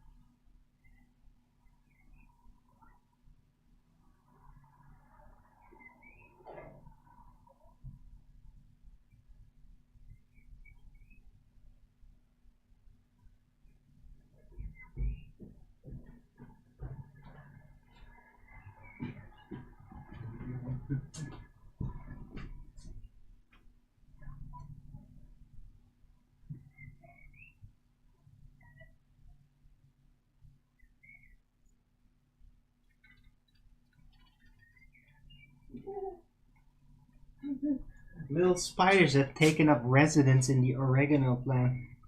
It's hilarious.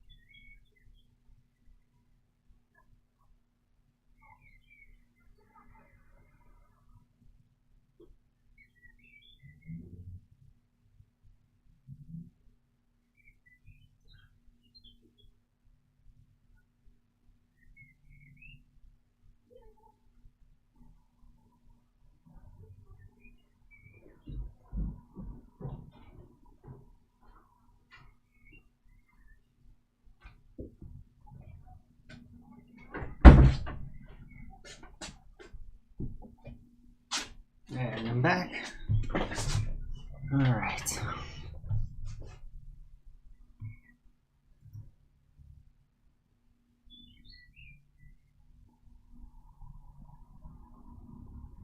So all celestial luminaries are holographic. Yeah.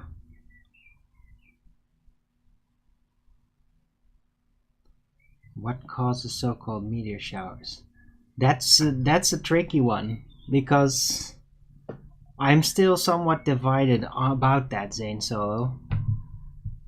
I mean, there are, by my own personal experience, there are like physical things sometimes that literally make sounds and all that, and that glitter like burning up metal.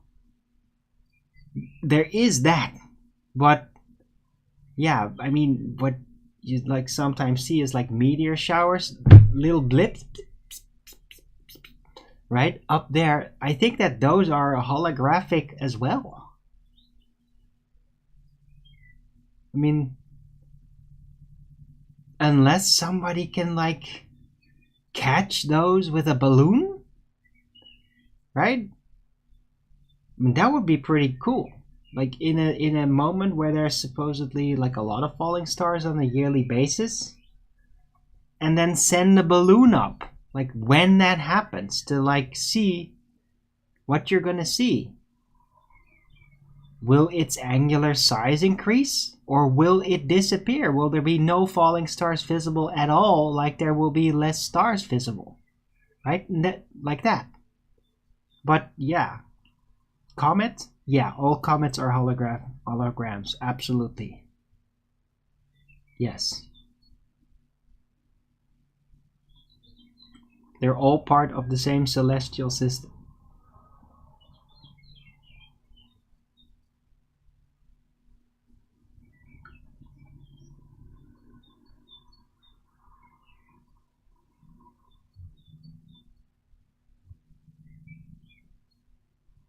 Right? It's simple. There's no physical things up there, but sometimes there seems to be physical things coming down. Although I'm not even sure, like, I can't say with absolute certainty that it actually did come from up there when you see that. I'm not sure. Could have been catapulted from the ground. Yeah, it sounds weird, right? Like, why would you do that? I don't know. But there are some things physically burning up, though. Seen it with my own eyes. And heard it. Show still going? Yes. See me, Traveler?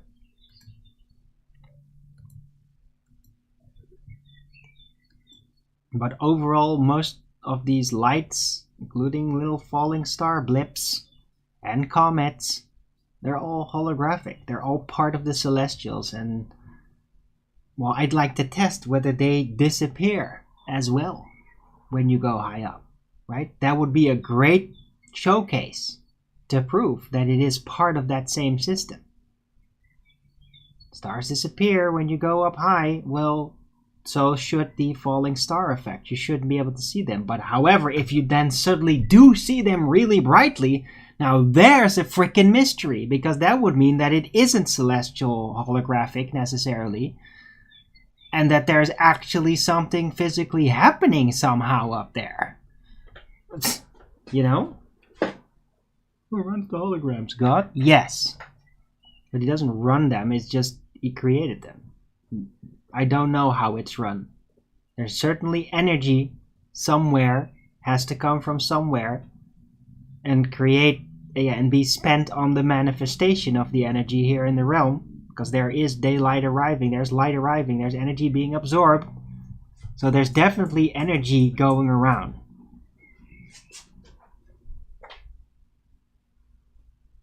What are northern lights? Northern lights are like plasma effects. Local. That's not holographic, as far as I understand.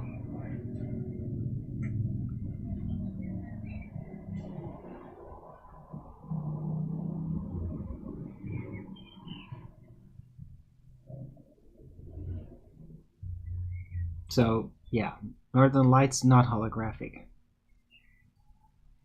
They're actually local. Right? That's why you can approach it. Even have those things seem to become angularly bigger, which is a sign that it actually has a physical location. Which god though? No, not which god though. There is only one God, the Creator. And I don't give a fuck what anybody calls him.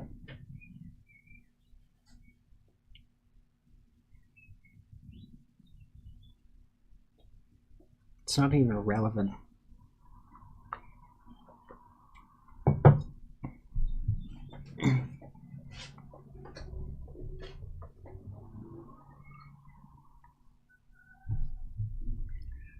Okay, you're out of here. Bye, Moxie. You're an asshole, and I don't want you here anymore.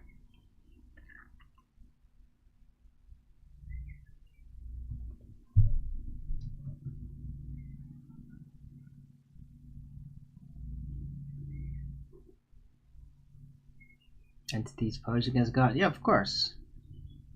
Of course there are.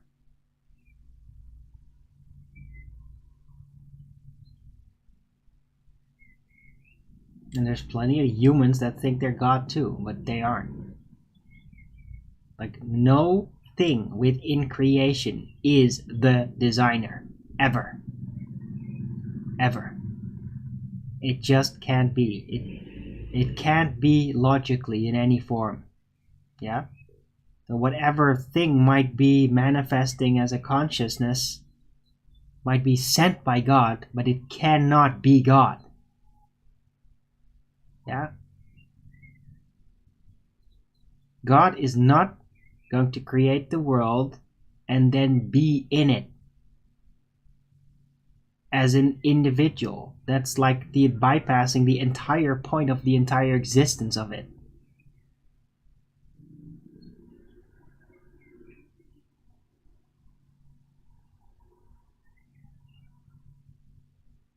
There's no point in doing that.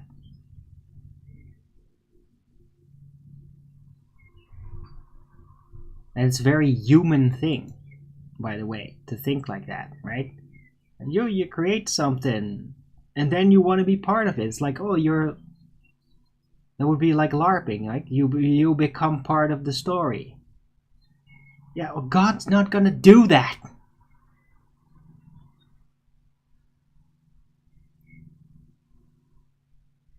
And arguably, he couldn't even. Like, why would he want to even? But he can't, because, I mean, we're all part of his mind. Fragments of, like, we are collectively all together that, arguably, gone a bit like hermetic and gnostic and all that weird stuff. But arguably, yeah, we are all fragments of God, so how could God then assemble and be in creation when he's already there fragmented through us all? So it couldn't, it literally could not manifest as one. If he did, there would be nothing. There would be nothing around because all that was him fragmented. He exists outside. That's where he can be full. In here, it can't be full. So he can't be here. God's not gonna pay a visit. The designer of all things is not going to pay a visit. Right? But we can get close to him through our consciousness, which is a fragment of him. But we will never be God, and we will never meet God in the flesh. And everybody who thinks so is an idolater.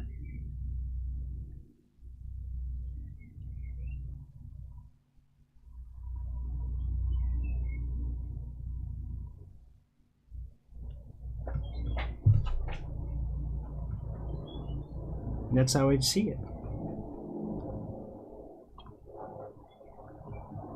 First and the last? Yeah, well, arguably, you could say that.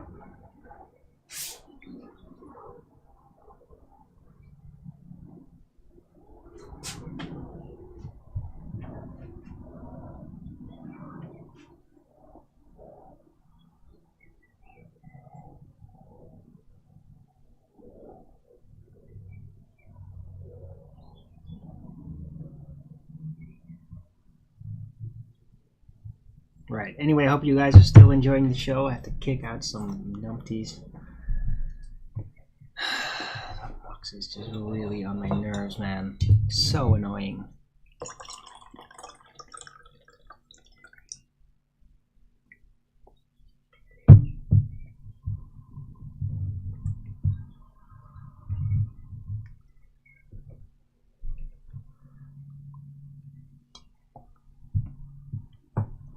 Yeah.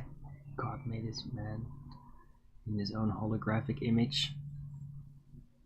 I wouldn't say holographic. A physical reality is not holographic. Yeah.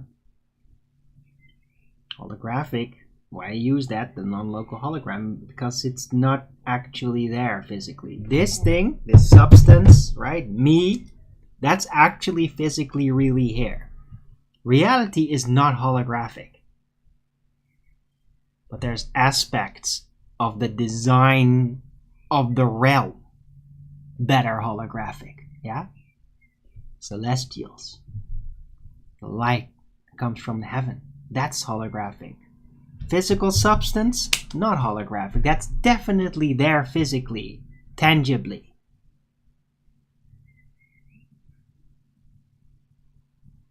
And when, it said God made man in his image, what does that mean? It's not in his likeness, because if it would have meant likeness, well, then they would say likeness now, wouldn't they? Yeah? No, man has to... Oh, no, it has to mean likeness because we want to be like God because you're a fucking Satanist and you want to be God. And that's all. Yeah? So you're reading into it what you want to. In his image doesn't mean likeness. Because if it meant likeness, then they would have said likeness.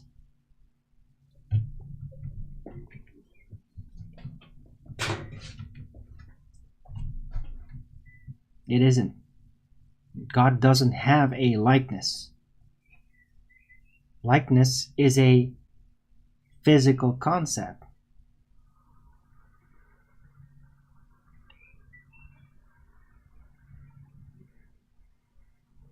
It's image. In his view, in his dream, in his mind. That's what image actually stands for. Because if it were likeness, then they would have just said, God made man in his own likeness. Yeah, but guess what? It doesn't say that. It never says that. There's no Bible version that says that. Why would that be? If it meant likeness, why wouldn't they just say likeness? Because it doesn't mean likeness. You just want to think it means likeness. Because then man is like God, and that means that somehow through some consecutive amount of steps, you will be God. And that's the only fucking reason you do that with your Bible. Yeah? God has no likeness. Likeness is an earthly concept.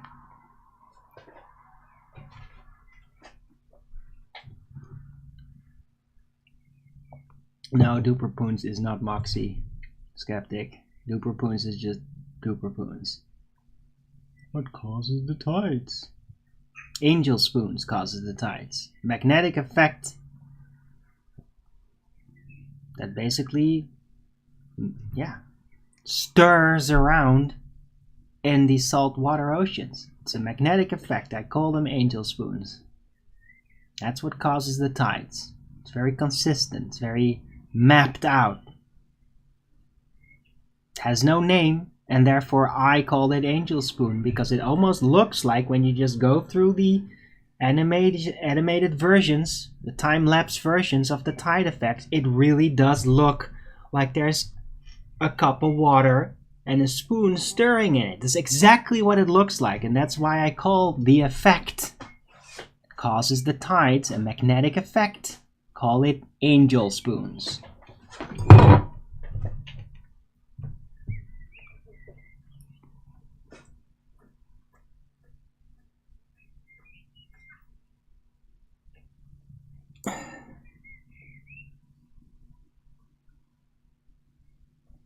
How come no freshwater bodies have tides? Because fresh water is not susceptible to magnetism. That's why, skeptic. That's why I know it's a magnetic effect.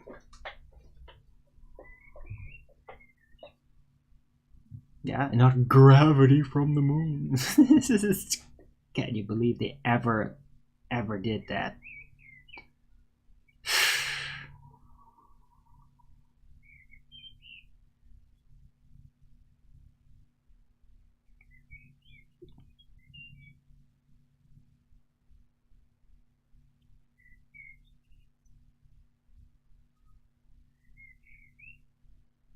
Yeah, what causes this? A convoluted clusterfuck that we don't even know what it is. And you'll have to remind us every step of the way, and then in the end of it, we'll just bolt and forget all about it and just assert it all over again. It's the baller religion in a nutshell.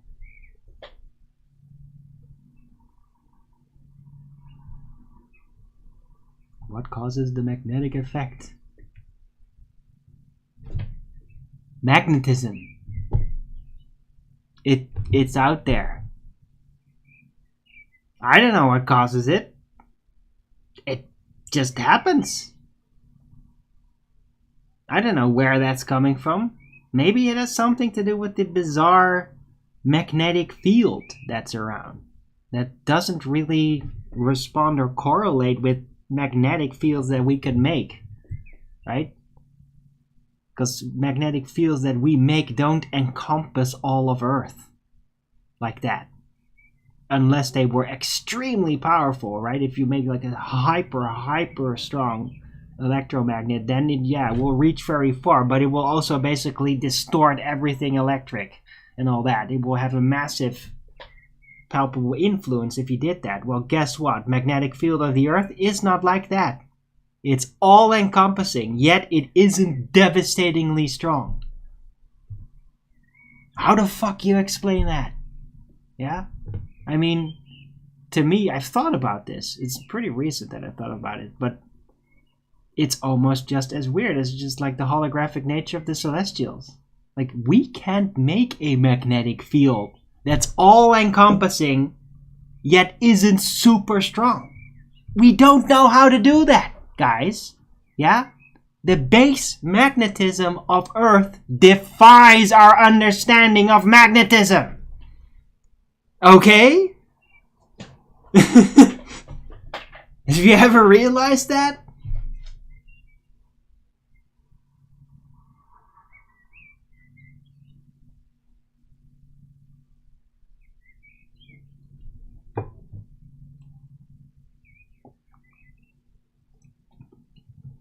How come the East Coast Florida is too tight today? Gulf side of Florida. I don't know, skeptic. I don't know, man. It's weird. I guess some angel spoons just stir harder than others.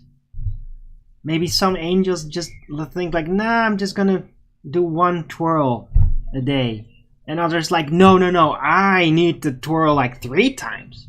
There's tides that go 3 times. I don't know why. Just some angels like to stir their spoon a little more than others. So it's supernatural? No.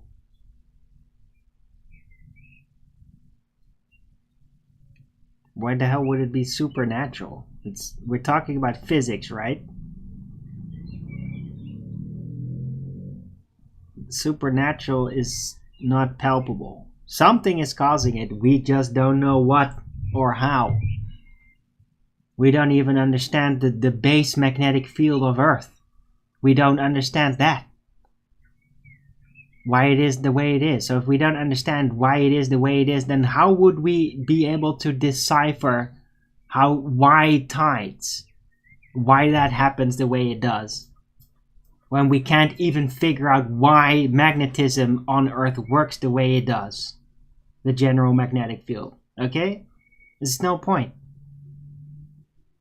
It just does that. It's the design. Why would an angel stirring it? Because it's not literal, Zap Tappy. It's just a name, yeah? It's just like that telescope from the Vatican isn't literally Lucifer, yeah? It's not literally Lucifer in the form of a telescope. You get it? I just like calling it angel spoons, the tides. Because that's what it looks like. That's what it reminds me of. It has nothing to do with actual angels, which would be supernatural. And, dude, even if they were, then it's not gonna help clarify the physical nature of it, right? It's just like, yeah, it's just angels do it. It's just like, oh yeah, God does it. The celestial lights. I mean, we don't know how to fucking figure out how that works. So it's just like, yeah, God did it. Okay, fair enough. Supernatural, sure. We don't know how to do it. So is anything we don't know how to do automatically deemed supernatural? Is that how you're gonna reason that out?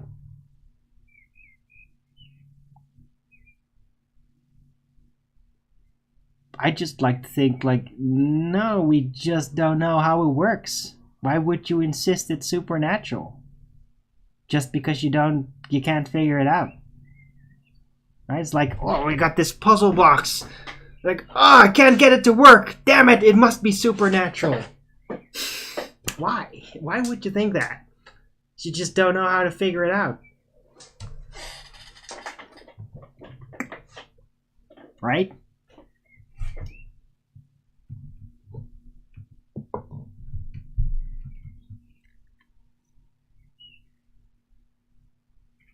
It's just saying you don't know. Yeah, but saying it's supernatural is not just saying it you don't know. Unless you're not talking physics. Unless you're gonna do it through religious speak or something. But that's not what we're doing. Just because I brought up angels doesn't mean that I'm threading outside of the field of physics, yeah? I can name things in physics based on religious things, if I like to. It's the freedom of naming, yeah? Just because I involve angels in it doesn't make it supernatural. Is anything supernatural? Yeah, information is. Information is absolutely supernatural. Consciousness is absolutely supernatural.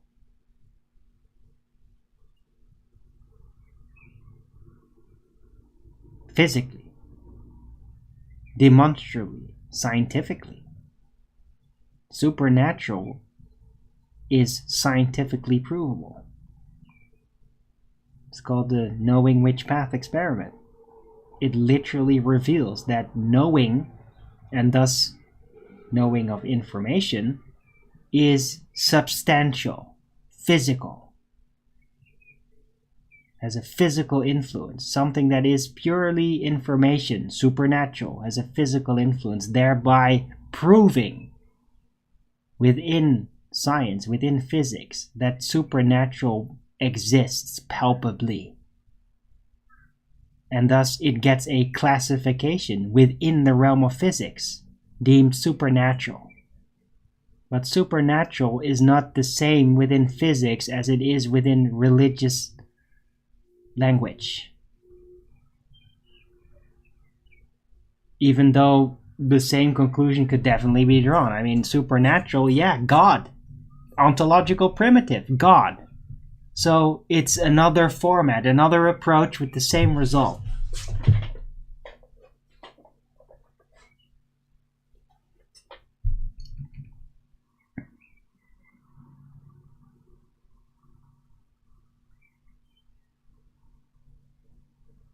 Yeah, Dimitri. Yeah, Eric Dubé says that, and he has absolutely no evidence for that whatsoever.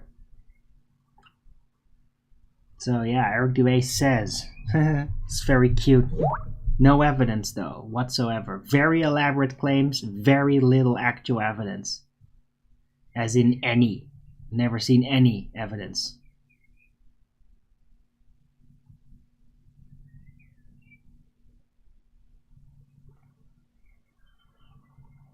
Yeah, I mean, seriously, the tide charts don't reveal that.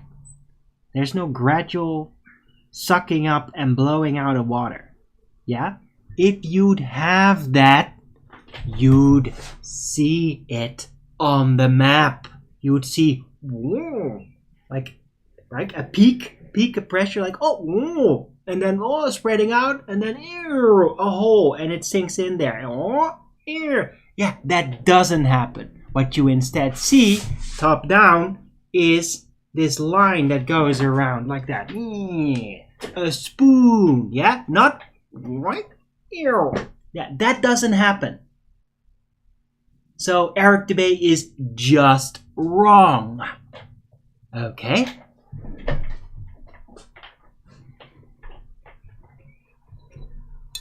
I think it's a cool idea and all. And who knows, maybe that does in a way happen at the hyper North Pole Arborea, like beyond the North Pole. Maybe there is something there that does that sucks up water and blows it out. There's a myth about that, yeah? What it isn't, however, is happening within our measured realm with the tide maps. That's definitely not happening here.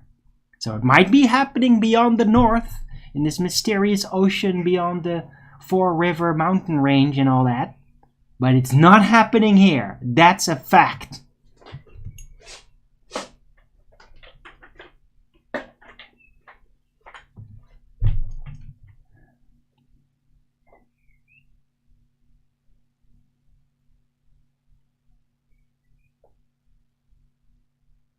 Earth rises and falls. I don't know.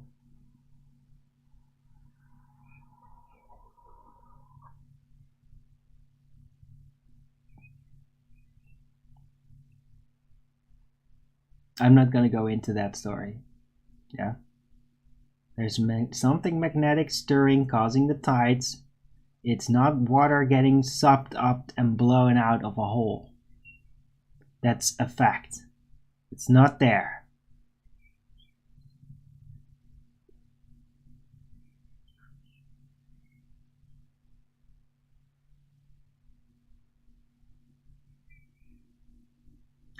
Of course, Cleary, yeah, of course Septepi wants me to pull me in all directions. Of course he does. I'm not going to, though. I have a very distinct, made-up mind about it. I'm going to stick to the measured data. Yeah?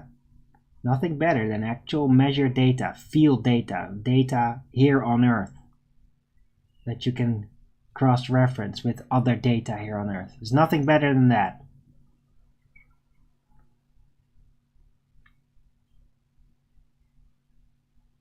Right? You just take a look at the map. I mean, that's how you dispel the freaking moon tide nonsense. It's very simple. Yeah? You take a look at the tide map. You see what happens and when it happens. Time slow. What do you call it? A time lapse based thing. You just see what happens. It's like, oh, is that caused by the moon? Is it? Yeah, bullshit. It's not correlating with any position of the moon. It's total horse shit. And that's how you know. Well, how do you know it? Through the measured field data on Earth. That's how you know it's not the fucking moon pulling the water like a bulge. Yeah, that's not happening. Yeah, the charts don't show that. Huh? It's very simple.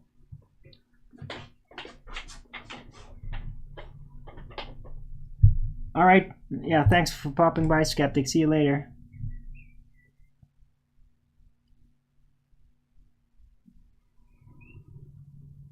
Damn, I'm out of tea, by the way.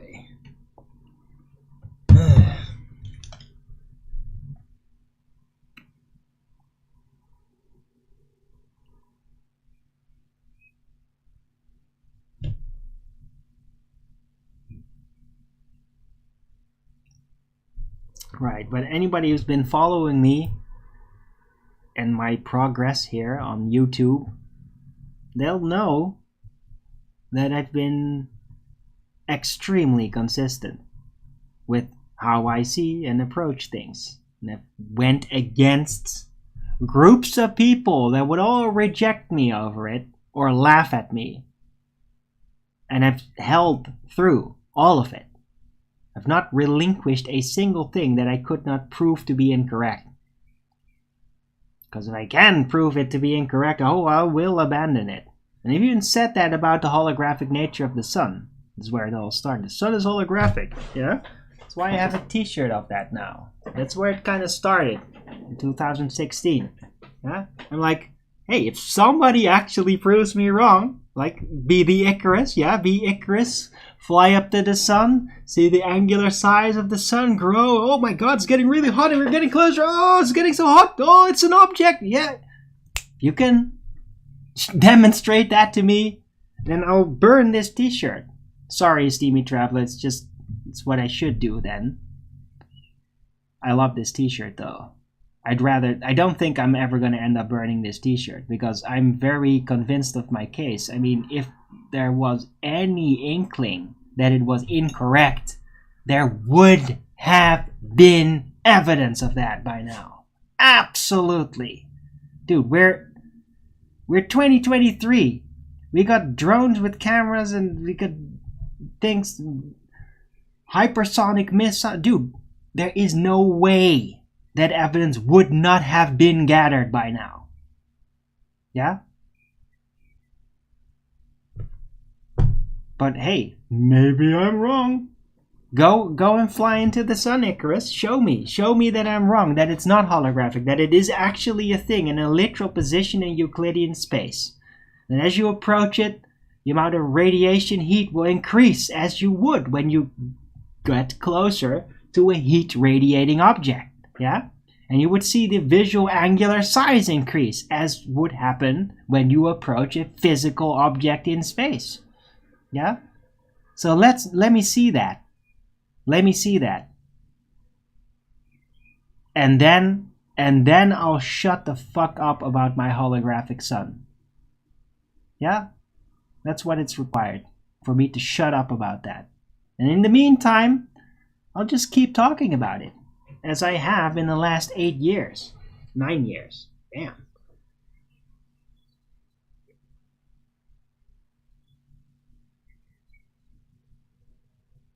No, wait, not 9 years. 2014, 15, 16, 7 years.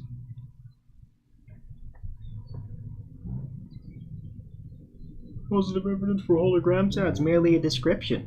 I mean, I can call it a flugelboggle. Doesn't matter. The point is, it's not a physical object in Euclidean space. There's no evidence for it. I just like to call it holographic because intuitively it helps to try to visualize what it actually is other than a physical object. Yeah? There's a reason I chose the word holographic for it.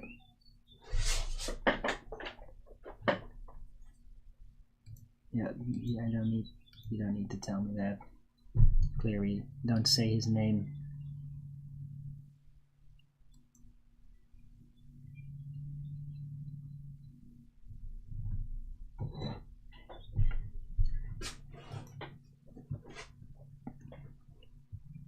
And they all come here, subscribe just to be banned. Because these people have no life.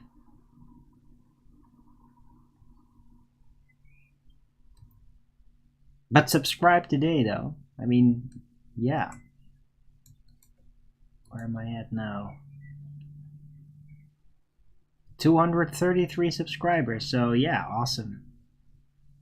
73 subscribers in the last 28 days. It's pretty good. So yeah, keep it coming.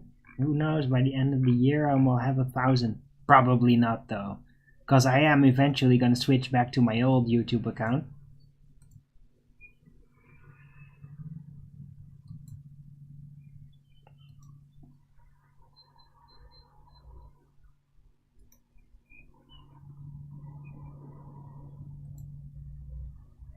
I'm just waiting for the strike time to be over. That should be pretty soon, like next month somewhere. If I got it right, in June. And then I'll go back. And I'll just keep this one around as a backup channel, and yeah, maybe in the future I'll have to switch again. Right, but thus far it's been working out just fine. I've had almost no problems whatsoever with this channel.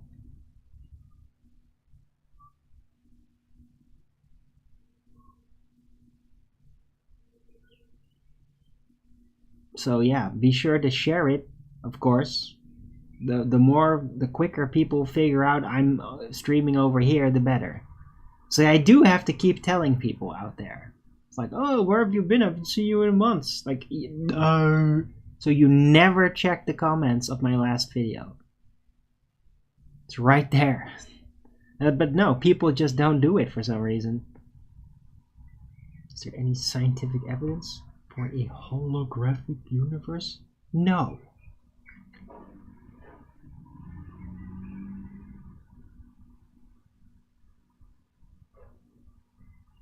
That doesn't make any sense anyway. If it was holographic, that means it's light-based. Not actual. But it is actual. If it's actual, it's not holographic. Yeah? If it's tangible, it's not a hologram. Now is it?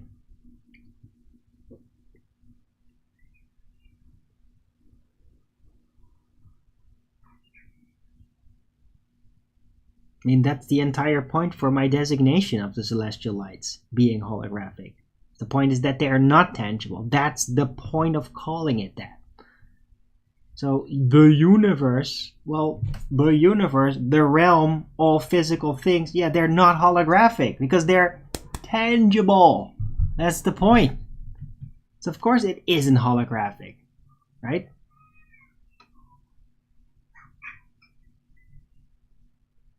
Can I make a short video on my main channel? Point people. Yeah, I've thought of that, Steamy Traveler, but I mean, yeah, I mean, it's almost a bit late to do that now. Most of you have found their way here anyway, right? And I'll be back over at my old channel in like a month or so.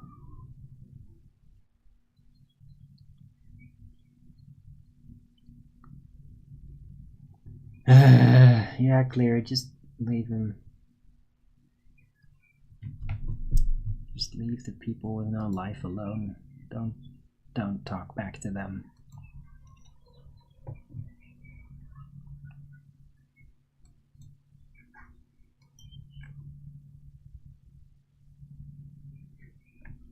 Right, so I hope you guys are all enjoying this show. It's been 2.5 hours, Ed, by the way. But yeah, I'm feeling great. I'm a little hungry though, and I'm out of tea, so I'm not gonna last too much longer. But it's been great. Now I have to just think of what the hell am I gonna call this thing. It was like such an elaborate show.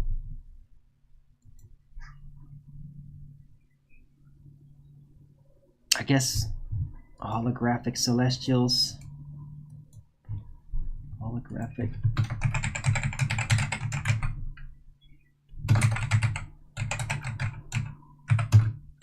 Angel spoon tides. What else?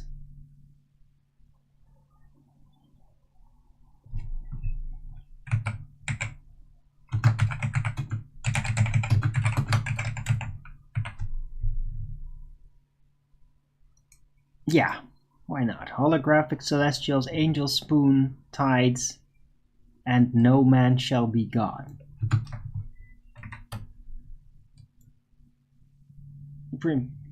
Does kind of summarize it a bit. Not exactly the right order, but what do you guys think? Is that good?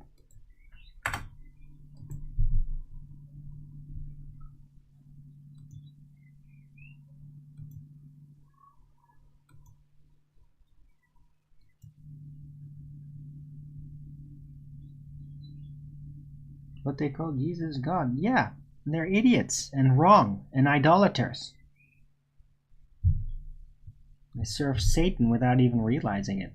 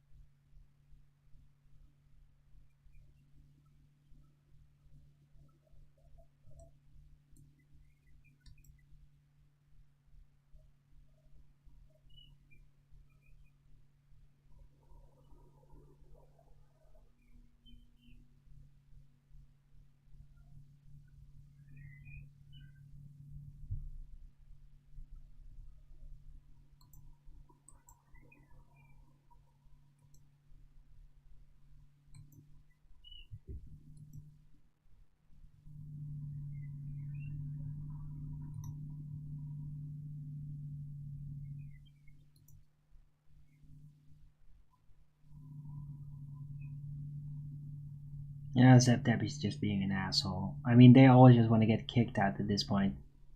Any new plans? I just showed them today, Steamy Traveler. Maybe if you don't show up 2 hours late, you get to see it. Yeah. I put the plants on my balcony so they could get some direct sunlight. But I've since moved them back into the kitchen because the sunlight no longer hits the balcony now.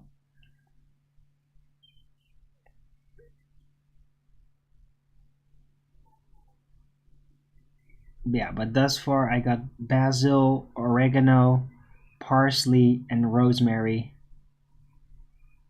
And they're all doing great. I repotted them all, they're all doing great.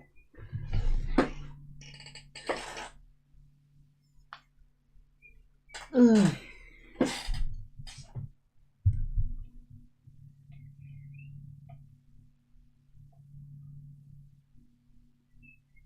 You answered it? No, you didn't. So Zeptepi is in full blabber nonsense mode at this point.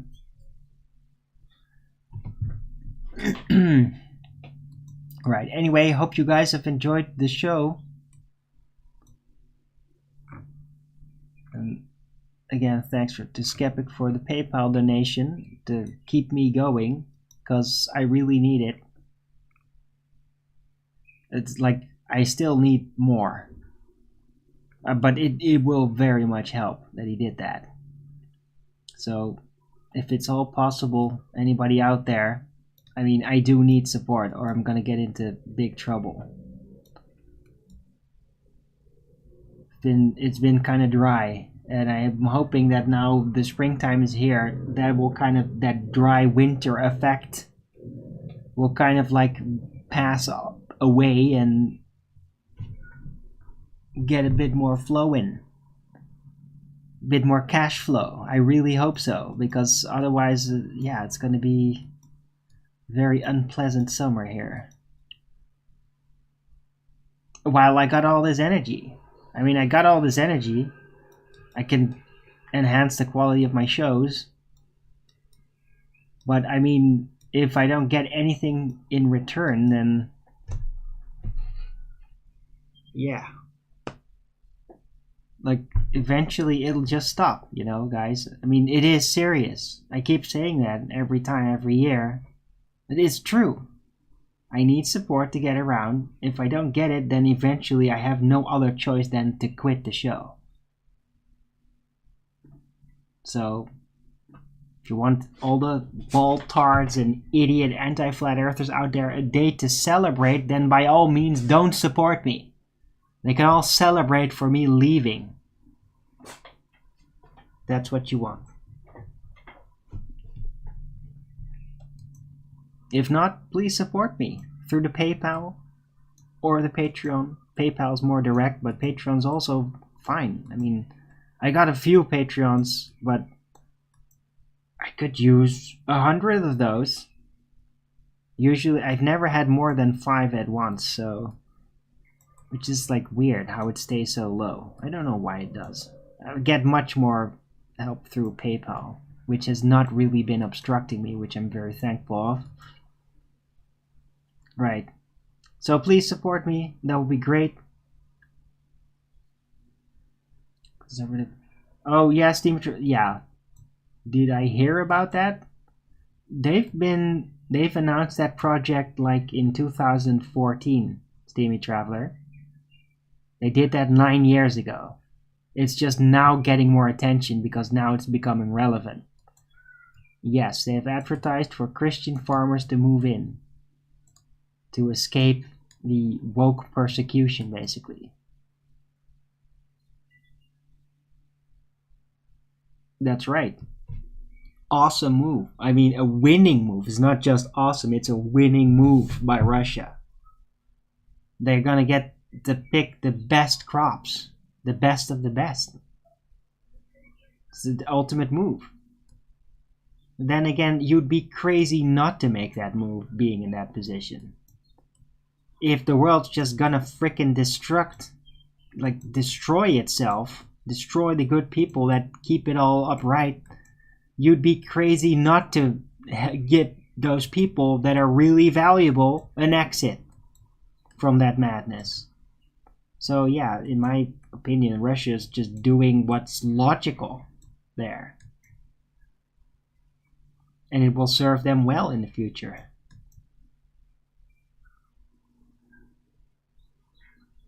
There is no sum. No, Zeptepi. No, I didn't.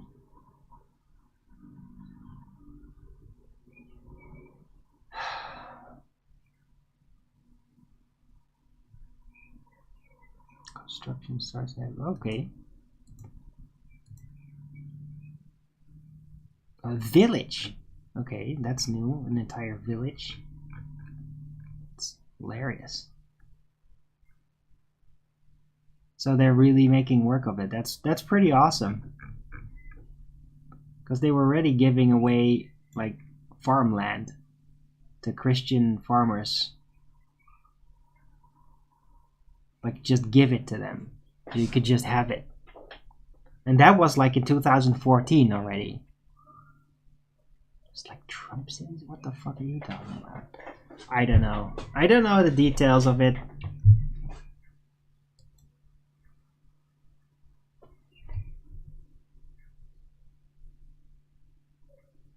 Alright. Anyway. I'm gonna round out the show, guys. I'm getting kind of hungry. So thanks everyone for coming. I hope you liked this show. If you did, then please don't forget to Rogan's it up.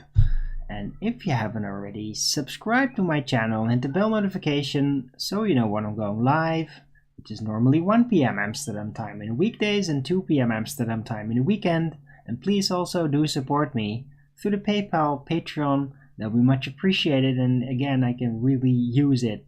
Like I could use it. So please support me. It'll be a great, burden off my shoulders if I get support more regularly.